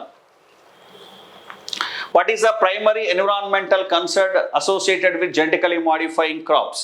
జన్యు పరివర్తన పంటల యొక్క ప్రాథమిక ఆందోళన ఏంటి, పర్యావరణ ఆందోళన ఏంటి అంటే, ఇవి ఏం చేస్తాయంటే జెనెటికలీ మాడిఫైయింగ్ క్రాప్స్ నుంచి పాలెన్ గ్రెయిన్స్ వెళ్ళి నాన్ జిఎం మీదకి వెళ్ళి వాటిని కూడా జిఎంగా మార్చేస్తాయి. అలా మార్చేసిన సంఘటనలు ఉన్నాయండి. శాస్త్రవేత్తలు కనుగొన్నారు కూడా, ఐడెంటిఫై చేశారు కూడా. అది మెయిన్ ప్రాబ్లం అన్నట్టు. అంటే ఇప్పుడు నాన్ బీటీ కూడా బీటీగా మారిపోవచ్చు. తర్వాత నువ్వు ఇక్కడ బీటీని సాగు చేసి అక్కడ నాన్ బీటీని సాగు చేస్తే, కాటన్ సాగు చేస్తే, లేదు ఇంకో దాన్ని సాగు చేస్తే అది కూడా బీటీగా మారిపోవచ్చు. కాబట్టి ఇక్కడ 1 అండి. ఇంక్రీజ్ ఈల్డ్ కాదు, ఇంక్రీజ్ ఈల్డ్ అనేది ప్రాబ్లమే కాదు. సాయిల్ డిగ్రేడేషన్ అవుతుంది కానీ ఇది పెద్ద ప్రమాదం కాదు. రెడ్యూస్డ్ పెస్టిసైడ్ యూజ్, ఇది పెస్టిసైడ్ యూజ్ తక్కువ అవుతుంది, కాకపోతే ఏంటంటే అది ప్రమాదకరమైనది కాదు, అది ఆందోళన సంబంధించింది కాదు, అది మంచిదే. సో ఇక్కడ ఆందోళనకు సంబంధించింది ఏంటి, ఆందోళన పడాల్సింది ఏంటి అంటే, so cross pollination with non GM crops. Non GM క్రాప్స్తో క్రాస్ పాలినేషన్ అయ్యి అది జిఎం క్రాప్స్గా మారిపోతుందండి. సో అది 116కి ఆన్సర్ 1 ఉంది. తర్వాత 117, how does in situ bioremediation differ from ex situ bioremediation? In situ bioremediation ex situ bioremediation ద్వారా ఎలా భిన్నంగా ఉంటుంది? సో ఇదండి. సో దీంట్లో ఇక్కడ ఏంటంటే ఇన్సిటు పేరులోనే ఉందండి. ఆ ప్రదేశం దగ్గరనే క్లీన్ చేస్తే దాన్ని ఇన్సిటు అంటాం. అక్కడి నుంచి తీసుకెళ్ళి వేరే ప్రదేశం దగ్గర శుద్ధి చేస్తే దాన్ని ఎక్సిటు అంటాం. ఇది కూడా బయోరెమిడియేషన్ టైప్స్లో మనం చెప్పడం జరిగిందండి. దాని నుంచే క్లియర్గా ఇవ్వడం జరిగింది. సో ఇక్కడ 117కి చూడండి, ఇక్కడ it treats contaminated material directly at the sites. 117కి 2 అండి. ఓకే, సో 117కి 2, ఎక్కడైతే మనం ఇవి శుద్ధి చేస్తామో బయోరెమిడియేషన్లో కాలుష్య కారకాలను అదే ప్రదేశంలో శుద్ధి చేస్తామో దాన్ని మనం ఏమంటామంటే సో ఇన్సిటు బయోరెమిడియేషన్ అంటాం. కాబట్టి answer 2. Next, what can be considered the natural source of air pollution? వాయు కాలుష్యం కలగడానికి సహజ కారణాలు ఏంటివి? అగ్నిపర్వతాలు బద్దలవ్వడం, తర్వాత ఫారెస్ట్ ఫైర్స్, ఇవన్నీ కూడా వాయు కాలుష్యం కలగడానికి సహజ కారణాలు. ఇది కూడా మనం ఎయిర్ పొల్యూషన్ ఫస్ట్ స్టార్టింగ్లో చెప్పామండి. అయితే చాలామంది ఏమనుకుంటారంటే ఫారెస్ట్ ఫైర్ అనేది హ్యూమన్ కదా, హ్యూమన్ ఇండ్యూస్ చేశాడు కదా అనుకుంటాం. అలా కాదు. ఫారెస్ట్ ఫైర్ న్యాచురల్ అండి, కానీ హ్యూమన్ యాక్టివిటీస్ వల్ల దాని ఇంటెన్సిటీ పెరుగుతోంది. ఇలా ఆలోచించాలి. ఇది కూడా మనం రెగ్యులర్ నోట్స్లో చెప్పడం జరిగింది. సో ఇవేంటండి ఆన్సర్ 3, 118కి ఆన్సర్ 3. ఫ్యాక్టరీ ఎమిషన్స్ అనేటివి న్యాచురల్ కాజ్ కాదు, అది మ్యాన్ మేడ్ కాజు. తర్వాత పవర్ స్టేషన్ స్మోక్ అనేది అది మానవుడిదే. తర్వాత వాహన ఉద్గారాలు, ఇవి అంటే ఈ 3 మానవుడిదండి, ఇది ఒక్కటే సో న్యాచురల్. కాబట్టి ఆన్సర్ అనేది సో ఫారెస్ట్ ఫైర్ 118కి 3 answer. Next, what is the primary purpose of Air Act 1981? Air Act 1980 యొక్క ముఖ్య ఉద్దేశం ఏంటి అది చూస్తున్నామండి. What is the primary purpose of the Air Act 1981? Okay, so ఇక్కడ ఇది కంట్రోల్ ఎయిర్ క్వాలిటీ స్టాండర్డ్స్. 119కి 1 ఆన్సర్. ఓకే, తర్వాత నెక్స్ట్ ఈ match the list of following, ఇది చూస్తున్నాం చూడండి. Match the list of following. Okay, దీంట్లో ఒక్కదాన్ని బట్టే మనం ఆన్సర్ చెప్పుకోవచ్చు అండి. 120కి ఒకదాన్ని బట్టే మనం ఆన్సర్ చెప్పుకోవచ్చు. సో అదేంటి అంటే C1 చూసుకోవచ్చు చూడండి, లేదంటే మనమే క్లియర్గా చూద్దాం చూడండి. కంపోస్టింగ్, ఇన్సినరేషన్, పైరోలైసిస్, ఇవన్నిటి మనం ఒక్కొక్కదానికి చూద్దాం చూడండి. కంపోస్టింగ్. ఓకే, సో C1 ఎక్కడుంటే అది, ఇది C1. దీనికి కొన్ని చూడండి 3కి C1. తర్వాత దీంట్లో చూద్దాం A2.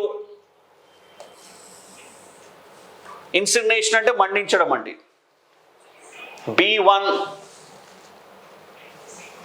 సారీ ఇక్కడ B3.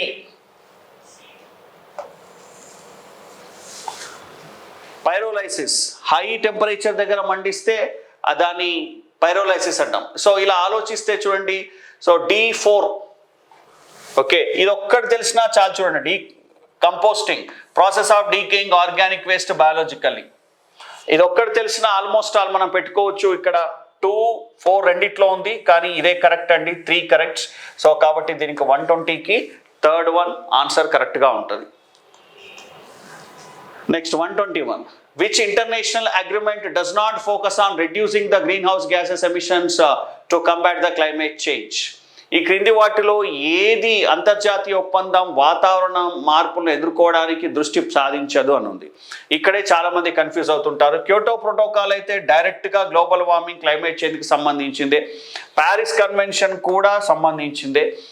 అయితే చాలామంది మాంట్రియల్ ప్రోటోకాల్ అని రాస్తున్నారండి. కాదు, మాంట్రియల్ ప్రోటోకాల్ అనేది నో డౌట్ CFCలను, ఓజోన్ లేయర్ని ప్రొటెక్ట్ చేయడానికి ఉద్దేశించింది. కానీ ఇక్కడ దానివల్ల ఏమైంది అంటే గ్లోబల్ వార్మింగ్, క్లైమేట్ చేంజ్ కూడా తగ్గింది. మాంట్రియల్ ప్రోటోకాల్ ఇండైరెక్ట్గా గ్లోబల్ వార్మింగ్, క్లైమేట్ చేంజ్ని తగ్గించడానికి సహాయపడింది.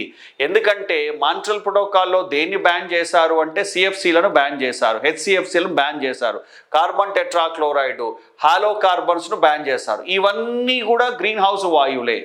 అంటే మాంట్రియల్ ప్రోటోకాల్ ఇండైరెక్ట్గా గ్లోబల్ వార్మింగ్, క్లైమేట్ చేంజ్ని కంట్రోల్ చేయడానికి సహాయపడింది. కాబట్టి సో మనం దీన్ని లెక్కలోకి తీసుకోము. ఈ బసైల్ కన్వెన్షన్ అనేది తీసుకుంటాం. బసైల్ కన్వెన్షన్ దేనికి సంబంధించిందంటే హజార్డస్ వేస్ట్ ట్రాన్స్బౌండరీ మూమెంట్స్, హానికర వ్యర్థ పదార్థాలను ఇతర దేశాలకు అంటే తమ పరిధిని దాటి పంపించడానికి ఉద్దేశించినటువంటి దాన్ని, అంటే అలా డంప్ చేయొద్దు. హానికర వ్యర్థ పదార్థాల నియంత్రణకు సంబంధించినటువంటి హజార్డస్ వేస్ట్ కంట్రోల్ చేయడానికి సంబంధించిన కన్వెన్షన్. కాబట్టి ఇక్కడ 4th వన్ కరెక్ట్ అండి. చాలామంది ఇక్కడ మాంట్రియల్ ప్రోటోకాల్ అంటారు, అది రాంగ్. మాంట్రియల్ ప్రోటోకాల్ ఇండైరెక్ట్గా గ్లోబల్ వార్మింగ్, క్లైమేట్ చేంజ్ని తగ్గించడానికి ఉపయోగపడింది. ఇది కూడా క్లియర్గా మనం క్లాస్ రూమ్ నోట్స్లో చెప్పడం జరిగిందండి. సో కాబట్టి ఇక్కడ 121కి ఆన్సరు 4th అవుతుంది. 2 రకాలుగా మనం దీని ఆన్సర్ని కన్ఫర్మ్ చేయొచ్చు. ఒకటి ఏంటంటే ఈ రెండు అయితే కాదండి. ప్యారిస్ ప్రోటోకాల్ డైరెక్ట్గా యుఎన్ఎఫ్సిసి కన్వెన్షన్లే. ఇక మాంట్రియల్ ప్రోటోకాల్ ఇండైరెక్ట్గా గ్లోబల్ వార్మింగ్ క్లైమేట్ చేంజ్ ఉపయోగపడుతుంది కాబట్టి ఇది పోయింది. మరి దీన్నే కరెక్ట్ అని ఎట్లా చెప్తా ఉంటే బసెల్ కన్వెన్షన్ అనేది హజార్డస్ వేస్ట్ మూవ్మెంట్కి సంబంధించింది కాబట్టి ఆన్సర్ 4. ఇలా మనము టెక్నికల్గా ఆన్సర్ని చేయగలిగితే ఏమవుతుంది అంటే మనకు ఎక్కువ కరెక్ట్ వచ్చేటటువంటి అవకాశం ఎక్కువగా ఉంటుంది సైంటిఫికల్గా. చూద్దాం నెక్స్ట్. ద టర్మ్ పేటియా అండ్ వన్నాక్రై ఇవి దేనికి సంబంధించినటువంటివి? రాన్సమ్ వేర్కి సంబంధించింది, మాల్వేర్కి సంబంధించిందండి. రాన్సమ్ వేర్ అటాక్కు సంబంధించినటువంటి. సో కాబట్టి 122కి ఆన్సర్ 2 అండి. ఇక్కడ వన్నాక్రై క్లియర్గా ఉంది. ఇది ఇన్ఫర్మేషన్ టెక్నాలజీకి సైబర్ సెక్యూరిటీకి సంబంధించినటువంటి టాపిక్. సో ఇక్కడ వన్నాక్రై అనేది ఒక రకమైనటువంటి రాన్సమ్ వేర్ కాబట్టి ఇక్కడ ఏంటి అంటే సో సెకండ్ వన్ ఆన్సర్. 122కి 2 ఆన్సర్. తర్వాత next. State that produce highest solid waste in India. భారతదేశంలో అత్యధిక ఘనరూప వ్యర్థ పదార్థాలని ఉత్పత్తి చేసేది ఏంటంటే సో ఇక్కడ మహారాష్ట్ర. 123కి 1 ఆన్సర్. నెక్స్ట్ ఇది చూడండి, ఇది కూడా చెప్పుకున్నాం మనం డైరెక్ట్గా. 124ని క్లియర్గా చెప్పుకున్నామండి. ఇక్కడ సాలిడ్ వేస్ట్ మేనేజ్మెంట్ రూల్స్ 2000 దీని యొక్క మెయిన్ ఉద్దేశం ఏంటి అంటే ప్రమోటింగ్ వేస్ట్ సెగ్రిగేషన్. ఉత్పత్తిదారుడు అంటే ఎవరైతే సాలిడ్ వేస్ట్ను ఉత్పత్తి చేస్తున్నాడో అంటే గృహ వినియోగదారుడు కావచ్చు, ఒక ఫంక్షన్లో సాలిడ్ వేస్ట్ను ఉత్పత్తి చేసేవాడు కావచ్చు, లేకపోతే ఒక ఫ్యాక్టరీలో సాలిడ్ వేస్ట్ ఉత్పత్తి చేసిన వాడు కావచ్చు. వీళ్ళు ఏం చేయాలంటే ఈ సాలిడ్ వేస్ట్ని సెగ్రిగేట్ చేయాలి. అంటే ఎలా సెగ్రిగేట్ చేయాలి? Biodegradable, non biodegradable, hazardous waste ఇలా సెగ్రిగేట్ చేయడము అనేది ఉత్పత్తిదారు యొక్క ప్రాథమిక విధి అని చెప్పడం జరిగింది 2000లో. సో కాబట్టి municipal solid waste management handling rules 2000లో మెయిన్గా ఏం చెప్పారంటే ఇది చెప్పారండి, ప్రమోట్ వేస్ట్ సెగ్రిగేషన్. మరి ఇది ఎందుకు కాదు? మిగతా ఏంటంటే సపోర్టింగ్ ల్యాండ్ ఫిల్లింగ్ కాదు, ఇంక్రీజింగ్ వేస్ట్ జనరేషన్ కాదు, తర్వాత రెడ్యూసింగ్ వేస్ట్ రీసైక్లింగ్ కాదు. సో ఆటోమేటిక్గా 124కి 1 అండి. నెక్స్ట్ 125.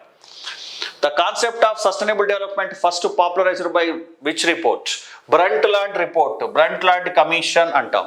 నార్వే షీస్ ఆమె అతడు కాదండి, ఆమె నార్వే ప్రధానమంత్రి, మాజీ నార్వే ప్రధానమంత్రి బ్రంట్లాండ్ అధ్యక్షతన ఈ సస్టైనబుల్ డెవలప్మెంట్ రిపోర్ట్ను తయారు చేయడం జరిగింది. సో కాబట్టి sustainable development report popularised by A concept అంటే బ్రంట్లాండ్ కమిషన్, దాన్ని బ్రంట్లాండ్ రిపోర్ట్ అంటాం మనము. 125కి ఆన్సర్ 3 అండి. Okay. So next. Pollutant produced by vehicles that reduce oxygen carrying capacity of the blood. ఇది కూడా డైరెక్ట్గా ఈ 125, 126 డైరెక్ట్గా మన నోట్స్లో నుంచే రావడం జరిగింది. మీరు కావాలంటే సస్టైనబుల్ డెవలప్మెంట్ టాపిక్ తీసి చూడండి. ఫస్టే మనం ఆవిడ బొమ్మ కూడా వేసాం మనం. ఏది బ్రంట్లాండ్ రిపోర్టు, ఆవిడ బొమ్మ, ఆవిడ సాధించిన విజయాలతో ఒక క్లియర్గా ఒక ఫోటోగ్రాఫే వేసామండి. సో అది మనకు 2వ స్లైడే ఉంది, క్లియర్గా చెప్తున్నాం మనం. సో చెప్పాం కూడా, మీరు చూడొచ్చు. అంటే ఇది కూడా నోట్స్లో నుంచి వచ్చింది. ఇది కూడా చూడండి 126 కూడా డైరెక్ట్గా మన క్లాస్ రూమ్ నోట్స్లో నుంచే వచ్చింది. Pollutant produced by vehicles reduce the oxygen carrying capacity of blood. Carbon monoxide, దీన్నే మనం సైలెంట్ కిల్లర్ అంటాం. ఆక్సిజన్ రవాణాని అడ్డగిస్తుంది. ఇది హిమోగ్లోబిన్తో బైండ్ అవుతుందండి. Carbon monoxide 180 times more faster than oxygen హిమోగ్లోబిన్తో బైండ్ అవుతుంది. అంటే ఆక్సిజన్ కంటే కొన్ని 100 రెట్లు ఎక్కువగా కార్బన్ మోనాక్సైడ్ హిమోగ్లోబిన్తో బంధితమై ఇక్కడ ఆక్సిజన్ రవాణాని అడ్డగిస్తుంది. కాబట్టి దాన్ని సైలెంట్ కిల్లర్ అంటాము. ఇది కూడా క్లియర్గా మన నోట్స్లో చెప్పడం జరిగిందండి, రెగ్యులర్ నోట్స్లో. కాబట్టి ఇక్కడ ఆన్సర్ ఏంటండి? Carbon monoxide. ఓకే. సో 126కి 4. ఇది క్లియర్గా మన రెగ్యులర్ నోట్స్లో నుంచే రావడం జరిగింది. సైలెంట్ కిల్లర్ ఎందుకంటారు, ఆక్సిజన్ క్యారింగ్ కెపాసిటీ ఎలా తగ్గిపోతుంది అనేది ఈక్వేషన్ పరంగా కూడా చెప్పాం. నెక్స్ట్.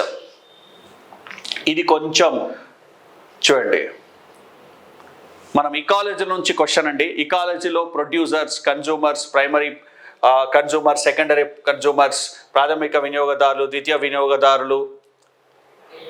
ఓకే. మస్తాన్ వలి అదే దీని గురించి చెప్పాం. కార్బాక్సీ హిమోగ్లోబిన్కి కార్బమినో హిమోగ్లోబిన్కి తేడా ఏంటి అది చెప్పుకున్నాం చూడండి మనం. కార్బన్ డయాక్సైడ్ డేంజరస్ కాదు, కార్బన్ మోనాక్సైడ్ డేంజరస్. దాంట్లో ఇది కూడా చెప్పాం మనం, ఏంటి అంటే నోట్స్లో చాలామంది ఇంట్లో తెలియక కుంపటి రాజేస్తుంటారు. దేనికి? చలికాలంలో కుంపటి పెడుతుంటారు, వెంటిలేషన్ ఉండదు, ఆ కుంపటి నుంచి కార్బన్ మోనాక్సైడ్ రిలీజ్ అవుతుంది బొగ్గుల నుంచి, దాన్ని మనం పీల్చుకుంటారు, అలానే చనిపోతారు. ఇలా క్లియర్గా ఒక స్టోరీ పరంగా కూడా చెప్పడం జరిగింది. సో దాంట్లో మనము ఎక్స్ప్లెనేషన్ చేశాము దేని గురించి, ఈ కార్బన్ మోనాక్సైడ్ గురించి క్లియర్గా మన క్లాస్ రూమ్ నోట్స్ యాప్లో ఇప్పటికే ఉంది, మీరు చూడొచ్చు. నెక్స్ట్ చూడండి, చూస్ ద కరెక్ట్ స్టేట్మెంట్. వీటిలో కరెక్ట్ స్టేట్మెంట్ తీసుకోమన్నాడు. ఓకే, మనం ఒక్కొక్కటి క్యాన్సిల్ చేసుకుంటూ వద్దాం మనం. చూడండి, the stability of ecosystem depends upon consumers. ఇది రాంగ్ అండి. Consumers are the heterotrophs able to produce their own food. కాదండి, వినియోగదారులు అనేటివి ఆహారాన్ని ఉత్పత్తి చేయగల హెటరోట్రాఫ్లు. ఇది కూడా wrong. Consumers heterotrophs produce their own food. Consumers ఫుడ్ను ఉత్పత్తి చేయవండి, ఫుడ్ను తింటాయి. కాబట్టి థర్డ్ స్టేట్మెంట్ కూడా రాంగ్. సో సెకండ్ స్టేట్మెంట్ చూడండి, archaea are the type of producers whose energy from the chemical compounds. Archaea అనేది బ్యాక్టీరియా అండి, ఆర్కియా అనేది ఆర్కి బ్యాక్టీరియా. సో వాటిని మనం ప్రొడ్యూసర్స్, ప్రతిసారి ప్రొడ్యూసర్స్ అని చెప్పలేం మనం. ఓకే, అది ప్రాథమిక ఉత్పత్తిదారులని మనం క్లియర్గా చెప్పలేం. కాబట్టి సెకండ్ స్టేట్మెంట్ కూడా కరెక్ట్గా లేదు. ఇది కరెక్ట్ అవుతుంది. Producers in aquatic ecosystem are green plants. Yes అండి, మనము ఎక్కడైనా సరే ప్రొడ్యూసర్స్, గ్రీన్ ప్లాంట్స్ని మనం ప్రొడ్యూసర్గా చెప్పుకుంటాం. అంటే అది ఆల్గే కావచ్చు, తర్వాత ఫైటోప్లాంక్టాన్స్ కావచ్చు, పెద్ద సైజ్ ఆల్గే కావచ్చు, ఇలాంటివన్నీ గ్రీన్ ప్లాంట్స్ అనేటివి, ఆకుపచ్చని మొక్కలు అనేటివి ఎక్కడ ఆక్వాటిక్ ఎకోసిస్టంలో ఉంటాయి. ఈ రెండైతే 100% రాంగ్ అండి. ఇది కొంచెం కాంట్రవర్సీ ఉంటుంది కాబట్టి ఇది రాంగ్. సో కాబట్టి 127కి ఆన్సర్ 1 అని చెప్పుకోవచ్చు. Okay, next 128 assertion reasoning. Okay, so assertion reasoning లో చూస్తున్నామండి మనం. CFC are greenhouse gases that contribute the climate change and increase UV radiation earth. Yes, ఇంతకుముందు చెప్పింది ఇదే. సిఎఫ్సిలు ఒక్క యూవీ ఓజోన్ పొడి మాత్రమే దెబ్బతీయవండి, సిఎఫ్సిలు గ్రీన్ హౌస్ వాయువులు కూడా. కాబట్టి A statement correct. Chlorofluorocarbons are man made gases use in refrigerators and air conditions and aerosols and sprays. Yes, సిఎఫ్సిలు ఎక్కడ వాడుకుంటున్నామంటే వీటిని ఇక్కడ వాడుకుంటున్నాం. దేంట్లో? రిఫ్రిజిరేటర్స్ వీటిలో వాడుకుంటున్నాం. అంటే అసర్షన్ కరెక్టు, తర్వాత నెక్స్ట్ సో రీజనింగ్ కూడా కరెక్టే. ఇది దీనికి ఎక్స్ప్లెనేషన్ ఉంది, దీనికి లింక్ ఉంది. కాబట్టి 128కి మనం 2 చెప్పుకోవచ్చు. A and R correct. Okay, చూడండి ఇక్కడ చూడండి, CFC greenhouse gases that coordinate the climate change and UV rays. సిఎఫ్సిలు దేని నుంచి రిలీజ్ అవుతాయి? సిఎఫ్సిలు ఇక్కడ యూవీ రేస్ని ఓకే ఇంక్రీజ్ చేస్తాయి. కరెక్ట్ అండి, రీజన్ కూడా కరెక్టే. కాకపోతే ఏంటి అంటే ఇక్కడ గమనించండి, answer 2 A and R both are correct, but R is not explanation of A. ఎందుకు కరెక్ట్ కాదంటే, సో ఇక్కడ సిఎఫ్సికి దీనికి డైరెక్ట్గా సంబంధం లేదు కాబట్టి ఇక్కడ ఆన్సర్ 2. 1 కూడా అనుకుంటామండి, కానీ ఇక్కడ సో ఆన్సర్ అనేది మనం 2గా పెట్టుకోవచ్చు. తర్వాత next 129, which of the following method is used for soil disposal urban areas in India. పట్టణ ప్రాంతాల్లో ఘన వ్యర్థాలను పారవోసేందుకు క్రింది వాటిలో ఉపయోగించేటటువంటి పద్ధతి ఏంటి? 129 అన్ని కంపోస్టింగ్ వాడతాం, ఇన్సినరేషన్ వాడతాం, ల్యాండ్ ఫిల్లింగ్ వాడతాము, అన్నీ వాడుతుంటాం మనం. కాబట్టి 129కి 4th 1 అన్ని. నెక్స్ట్,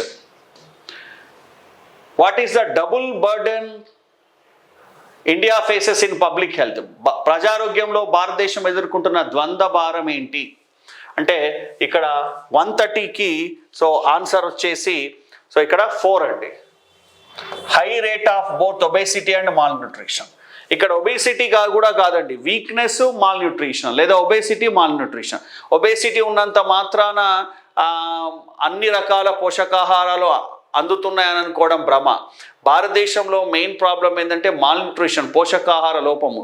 ముఖ్యంగా వైటమిన్స్, మినరల్స్ మనకు అందట్లేదు.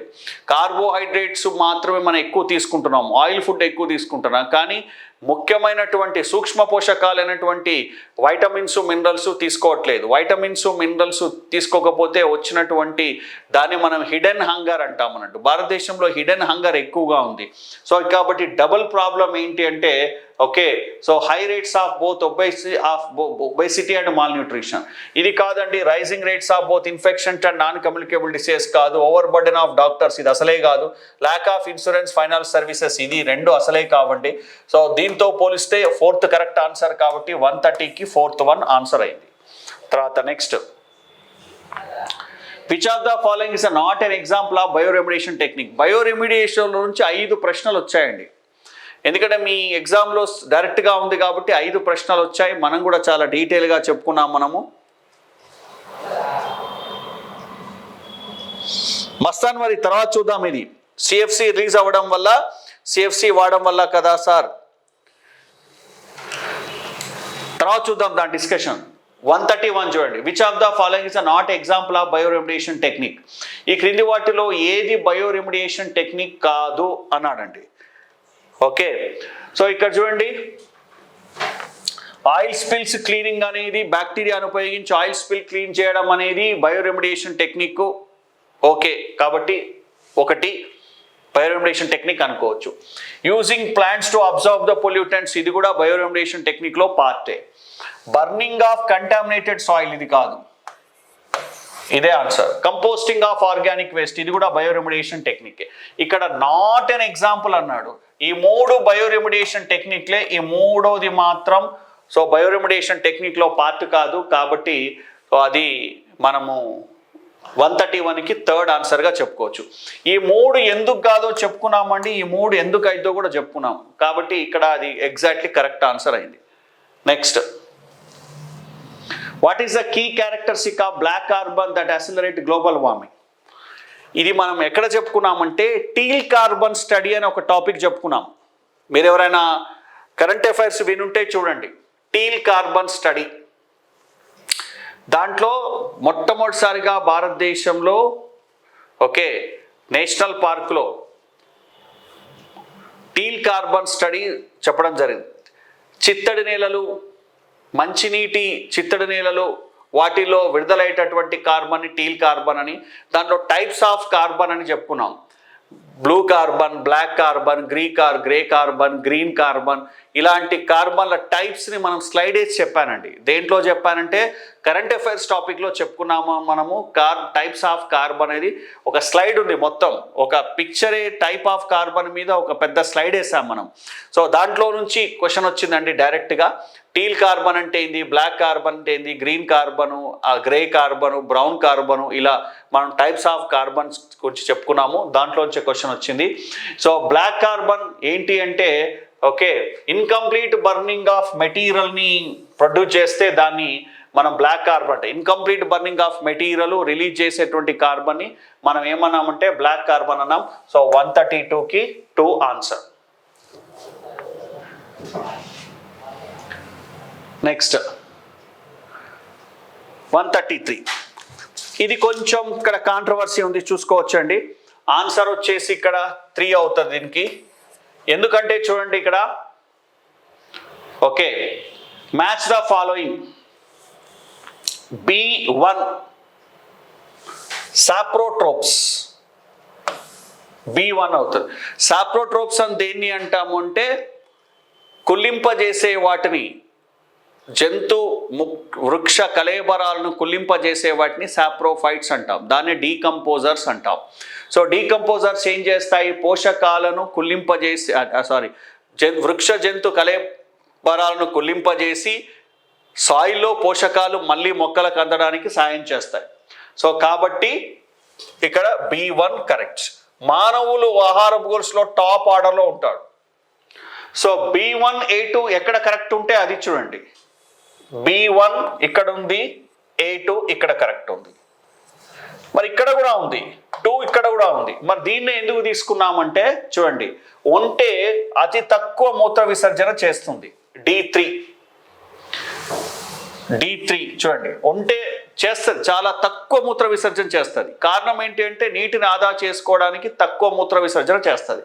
మరి సరీసృపాలు ఎందుకు కాదు అంటే సరీసృపాలు కొన్ని అసలు యూరిన్ని విడుదల చేయవండి. బల్లి ఉంది అసలు అది యూరిన్నే విడుదల చేయదు. మరి ప్లస్ సరీసృపాలు అనేది స్టీనోథర్మల్ ఆర్గానిజమ్స్.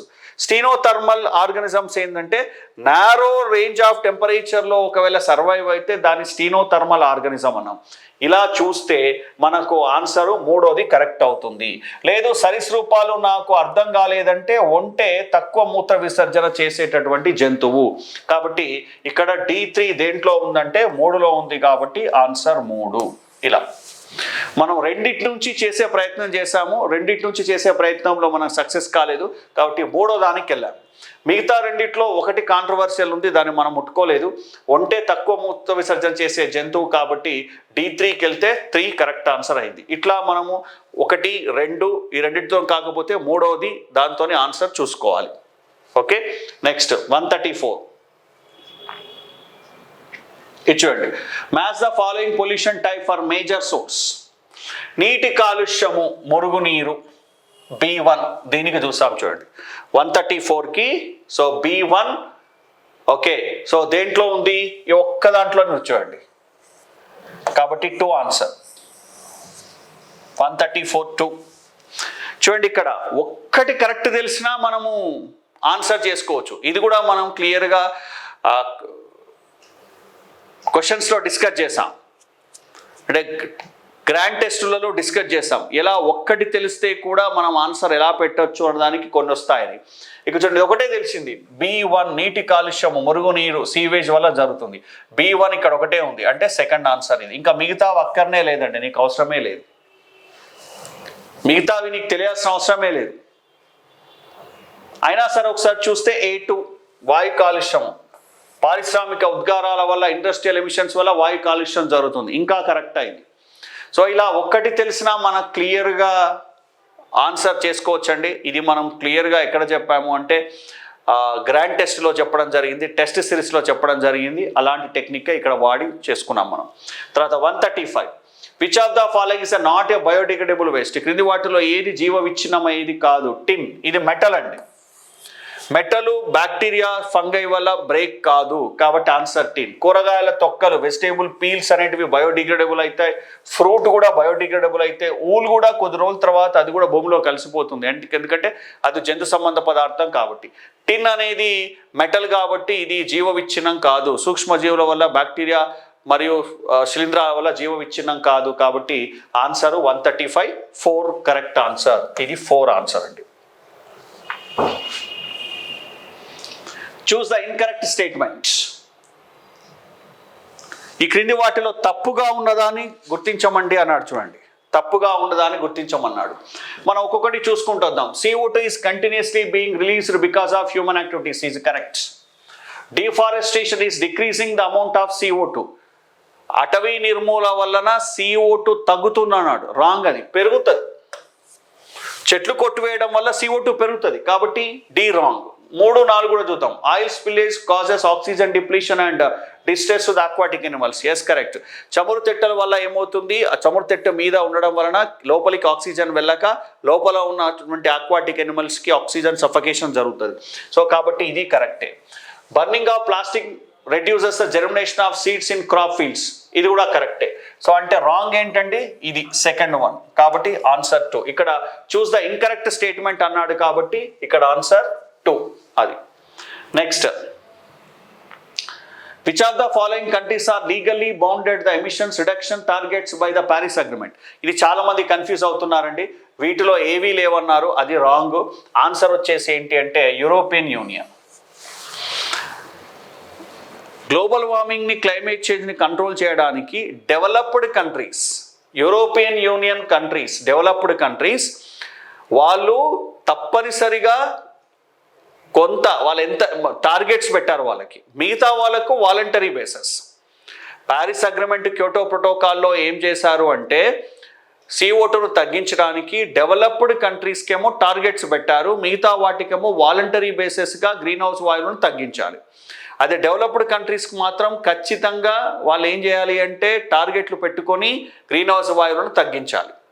సో కాబట్టి ఇలా ఆలోచిస్తే ఏంటి అంటే యూరోపియన్ యూనియన్ కరెక్ట్ అవుతుంది. 1 కరెక్ట్ కాదండి, ఎట్టి పరిస్థితుల్లో భారతదేశం కరెక్ట్ కాదు.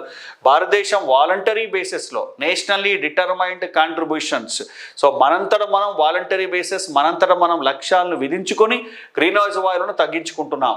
సో కాబట్టి సెకండ్ 1 కాదు. ఓకే, మూడవది దాదాపుగా కరెక్ట్ అయ్యేటటువంటి ఛాన్స్ ఎక్కువగా ఉంది, ఎందుకంటే డెవలప్డ్ కంట్రీస్ యూరోపియన్ యూనియన్ కంట్రీస్లో ఉంటాయి కాబట్టి అలా ఆలోచిస్తే మూడోది కరెక్ట్ అవుతుంది. Okay, next 138 reasons for the melting of Gangotri glaciers in Himalayans. So హిమాలయాలో గంగోత్రి హిమనదాలు కరిగిపోవడానికి గల కారణం ఏంటివి? చాలా మంది ఏమనుకుంటారంటే గ్రీన్ హౌస్ గ్యాసెస్ అనుకుంటాం, అది రాంగ్ అండి. గ్రీన్ హౌస్ గ్యాసెస్ వల్ల గ్లోబల్ వార్మింగ్ వల్ల ఇక్కడ గంగోత్రి గ్లేషియర్స్ అనేటివి మెల్ట్ అవుతున్నాయి. గ్రీన్ హౌస్ వాయువుల వల్ల గ్లోబల్ వార్మింగ్ వల్ల టెంపరేచర్ పెరగడం వలన గంగోత్రి హిమాలయాలు కరిగిపోతున్నాయి. కాబట్టి ఇక్కడ ఆన్సర్ 138కి 1. Next, population density generally expressed as dash. ఇదండి the number of individuals per unit area. ఇది కరెక్ట్, ఇది direct question. Next, National green Tribunal దేని గురించి చెబుతుంది? ఎన్విరాన్మెంట్ రిలేటెడ్ సంబంధించిన కేసులను వాదించడంలో నేషనల్ గ్రీన్ ట్రిబ్యునల్ చెబుతుందండి. సో ఇలా చూస్తే ఏంటంటే ఇది third 1 answer. Handle the cases related to environmental protection and pollution control. మనం ఎన్జిటిలో కేసు వేయచ్చు. సో ఎన్జిటి కేవలం నేషనల్ గ్రీన్ ట్రిబ్యునల్, ఎన్జిటి అంటే సో దానికి సంబంధించినటువంటి పర్యావరణానికి సంబంధించినటువంటి కేసులను ఆ పర్యావరణానికి సంబంధించిన న్యాయస్థానం అన్నట్టు national green tribunal. Okay, next, forest that are located in mid latitude areas between tropics and polar region. ఇది కొంచెం జాగ్రఫీ అట్లాంటి వాటి నుంచి క్వశ్చన్ రావడం జరిగిందండి. సో ఈ 141 క్వశ్చన్. సో 141 క్వశ్చన్స్కి ఇక్కడ ఆన్సర్ ఏంటంటే 1 టెంపరేట్ డెసిడియస్ ఫారెస్ట్ యాక్చువల్గా. Okay, next, disease transmitting vector is not mosquito of which disease. ఇది కూడా మనం ఇవ్వడం జరిగిందండి. వ్యాధులు అవి వ్యాపించే విధానాల్లో ఇదొక టాపిక్. వీటన్నిటిలో డెంగ్యూ దోమ ద్వారా వ్యాపిస్తుంది, మలేరియా దోమ ద్వారా వ్యాపిస్తుంది, చికెన్ గున్యా దోమ ద్వారా వ్యాపిస్తుంది. కానీ లైష్మైనియాసిస్ మాత్రం శాండ్ ఫ్లై అనేటటువంటి ఒక కీటకం ద్వారా వ్యాపిస్తుంది. శాండ్ ఫ్లై, ఇసుకైగా అనొద్దండి, శాండ్ ఫ్లైయే. సో కాబట్టి ఇక్కడ ఆన్సర్ ఏంటండి 2. మిగతావన్నీ కూడా దోమల ద్వారానే వ్యాపిస్తాయి. ఓకే, అది డెంగ్యూ, చికెన్ గున్యా వ్యాపించేటువంటిది ఎడిస్ దోమ, మలేరియా వ్యాపించేది అనాఫిలిస్ దోమ, ఇకపోతే లైష్మానియాసిస్ దోమ వల్ల రాదు, శాండ్ ఫ్లై అనేటువంటి ఒక కీటకం ద్వారా వస్తుంది. కాబట్టి సో ఏది మస్కిటో డిసీజ్ కాదు అంటే వెక్టర్కు, మస్కిటో డిసీజ్ ఏది వెక్టర్ కాదు అంటే లైష్మానియాస్, శాండ్ ఫ్లై అనేది వెక్టర్ అది. ఓకే, దీనికి వెక్టర్గా పనిచేసేది ఏంటండి? So sand fly. కాబట్టి 142కు answer 2. Next, what is the primary source of air pollution Indian cities? భారతదేశ నగరాల్లో వాయు కాలుష్యానికి ప్రధానమైన కారణం ఆటోమొబైల్స్. 4th 1. చాలామంది ఏమనుకుంటారంటే ఇండస్ట్రియల్ ఎమిషన్స్ అనుకుంటారు, అది రాంగ్ అండి. ఒక్కొక్కసారి పరిశ్రమలు ఊరికి దూరంగా ఉండొచ్చు, ఇండస్ట్రియల్ కారిడార్స్ వేరుగా ఉండొచ్చు. ప్రధాన నగరంలో మెయిన్ ఎయిర్ పొల్యూషన్కి సోర్స్ ఏంటి అంటే వాహన కాలుష్యం, ఆటోమొబైల్ ఎమిషన్స్. కాబట్టి ఇక్కడ 143కి ఆన్సర్ 4 అని చెప్పుకోవచ్చు. Next, anganwadi workers functionary which scheme? Anganwadi కార్యకర్తలు ఏ పథకం కింద పనిచేస్తారు అంటే 4th 1 అండి, ICDS, integrated child development scheme. దీని కింద పనిచేస్తారు. కాబట్టి ఆన్సర్ 3 అయిందండి. 144కి 3 అయింది. Next, list of the following.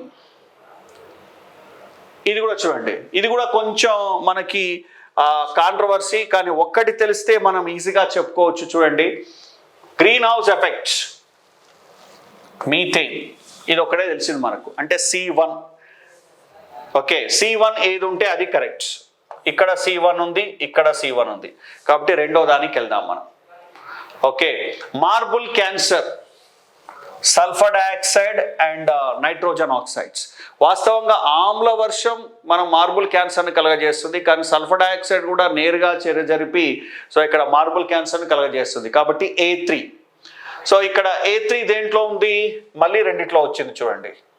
ఇక్కడ A3 దీంట్లోనే ఉంది చూడండి. మన కాంట్రవర్సీ దేనికి వచ్చింది, దీనికి 1కి తర్వాత నెక్స్ట్ 3కి వచ్చింది. మనం ఒకటే దాన్ని చూసాం. ఫస్ట్ చూడండి, గ్రీన్ హౌస్ ఎఫెక్ట్ C1 ఎక్కడ ఉంటే అక్కడ ఆన్సర్ అన్నాం. C1 రెండిట్లో ఉందండి, 1లో ఉంది 3లో ఉంది. కాబట్టి రెండో దానికి వెళ్ళాం మనం. రెండో దాంట్లో ఏం చేసాం మనము, marble cancer, sulphur dioxide and nitrogen oxide marble క్యాన్సర్ని కలుగజేస్తాయి. అది సో ఇక్కడ A3 దేంట్లో ఉంది, 1లో ఉంది. కాబట్టి ఇది ఆన్సర్, ఒకటి ఆన్సర్. ఈ విధంగా ఒకటి తెలిస్తే మనం కొన్నిసార్లు ఆన్సర్ పెట్టవచ్చు, 2 తెలిస్తే ఆన్సర్లు పెట్టవచ్చు. ఇది దేనికి ఎగ్జాంపుల్ అంటే 2 తెలిస్తే ఎగ్జాక్ట్లీ 4 తెలియాల్సిన అవసరం లేదు, 2 తెలిస్తే మనం ఆన్సర్ పెట్టవచ్చు.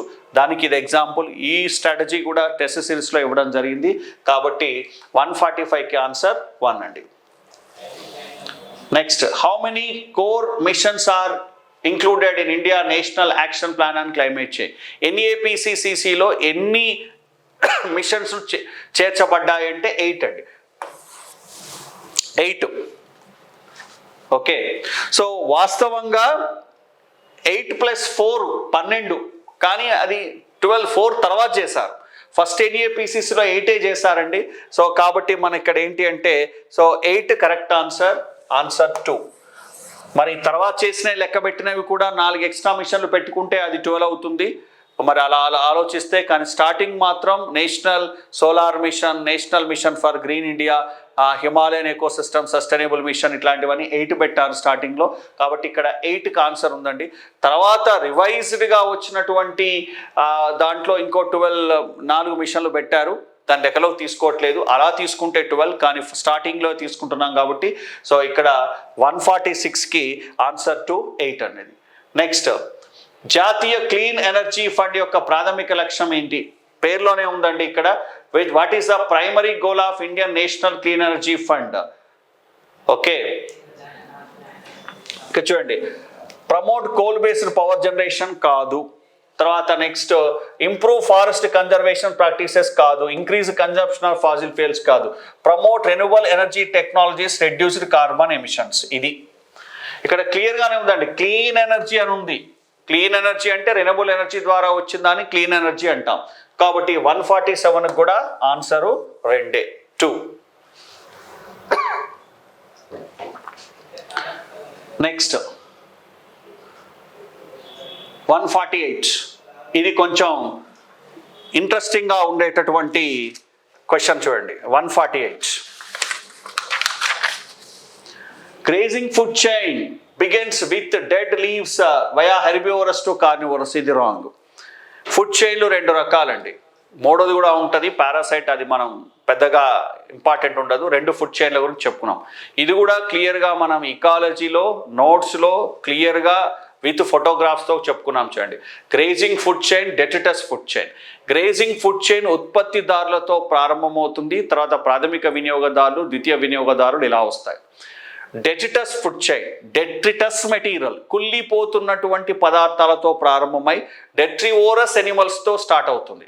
అంటే డెట్రివోరస్ ఎనిమల్ అంటే ఎర్త్వాము, క్రాబు, ఇట్లాంటి వాటిని డెట్రివోరస్ ఎనిమల్స్ అంటాం. దీని మీద ఐడియా ఉన్న వాళ్ళకి ఈ క్వశ్చన్ వస్తుందండి క్లియర్గా. ఇక్కడ ఆన్సర్ వస్తుంది. మనం దీన్ని కూడా క్లియర్గా మన నోట్స్లో చెప్పుకోవడం జరిగింది. మీరు యాప్లో ఎప్పుడైనా తీసుకొని చూడొచ్చు. క్లియర్గా ఫుడ్ చైన్స్ రకాలు మనం ఫోటోగ్రాఫ్స్తో సహా చెప్పాము. అది అర్థం చేసుకున్న వాళ్ళకి ఇది వస్తుందండి. అంటే ఇక్కడ నేను చెప్పొచ్చేది ఏంటంటే, ఇది లాస్ట్ స్లైడ్ అండి. 150 దగ్గరకు వచ్చేసాము. మనం నోట్స్లో అయితే ఏదైతే చెప్పుకున్నామో దాదాపుగా వాటిలో నుంచే వచ్చాయి. టెస్ట్ సిరీస్లో ఏదైతే చెప్పుకున్నామో వాటిలో నుంచే వచ్చాయి. తర్వాత నెక్స్ట్ కరెంట్ అఫైర్స్లో ఏవైతే చెప్పుకున్నామో వాటిలో నుంచి వచ్చాయి అనడానికి ఇవన్నీ ప్రూఫ్ అండి. సో మనం 148 చూద్దాం. ఇది రాంగ్ అండి. గ్రేజింగ్ ఫుడ్ చైన్ అనేది with dead leaves via herbivorous to carnivorous, అది కాదు. ఓకే, తర్వాత నెక్స్ట్. ఓకే, రెండోది చూద్దాం. In grazing food chain autotrophs capture energy and transfer herbivorous. Correct. Reason correct, assertion wrong. Grazing food chain అనేది dead లీవ్స్తో ప్రారంభంగా కాదు. Grazing food chain అనేది దేంతో ప్రారంభమవుతుంది? మొక్కలతో ప్రారంభమవుతుంది, ఆటోట్రోప్స్తో ప్రారంభమవుతుంది. కాబట్టి ఏ రాంగ్ అనేది, బి కరెక్ట్.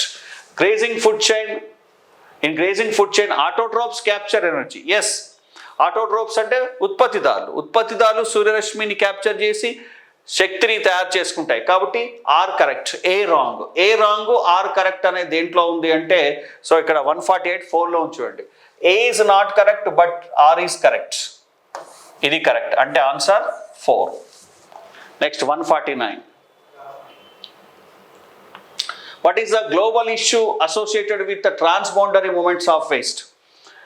Okay, హానికర వ్యర్థాలను ట్రాన్స్బౌండరీకి బదిలీ చేయడం దేంతో సంబంధం ఉంటుంది?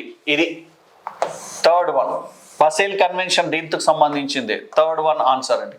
149కి 3 ఆన్సర్. Next last one 150.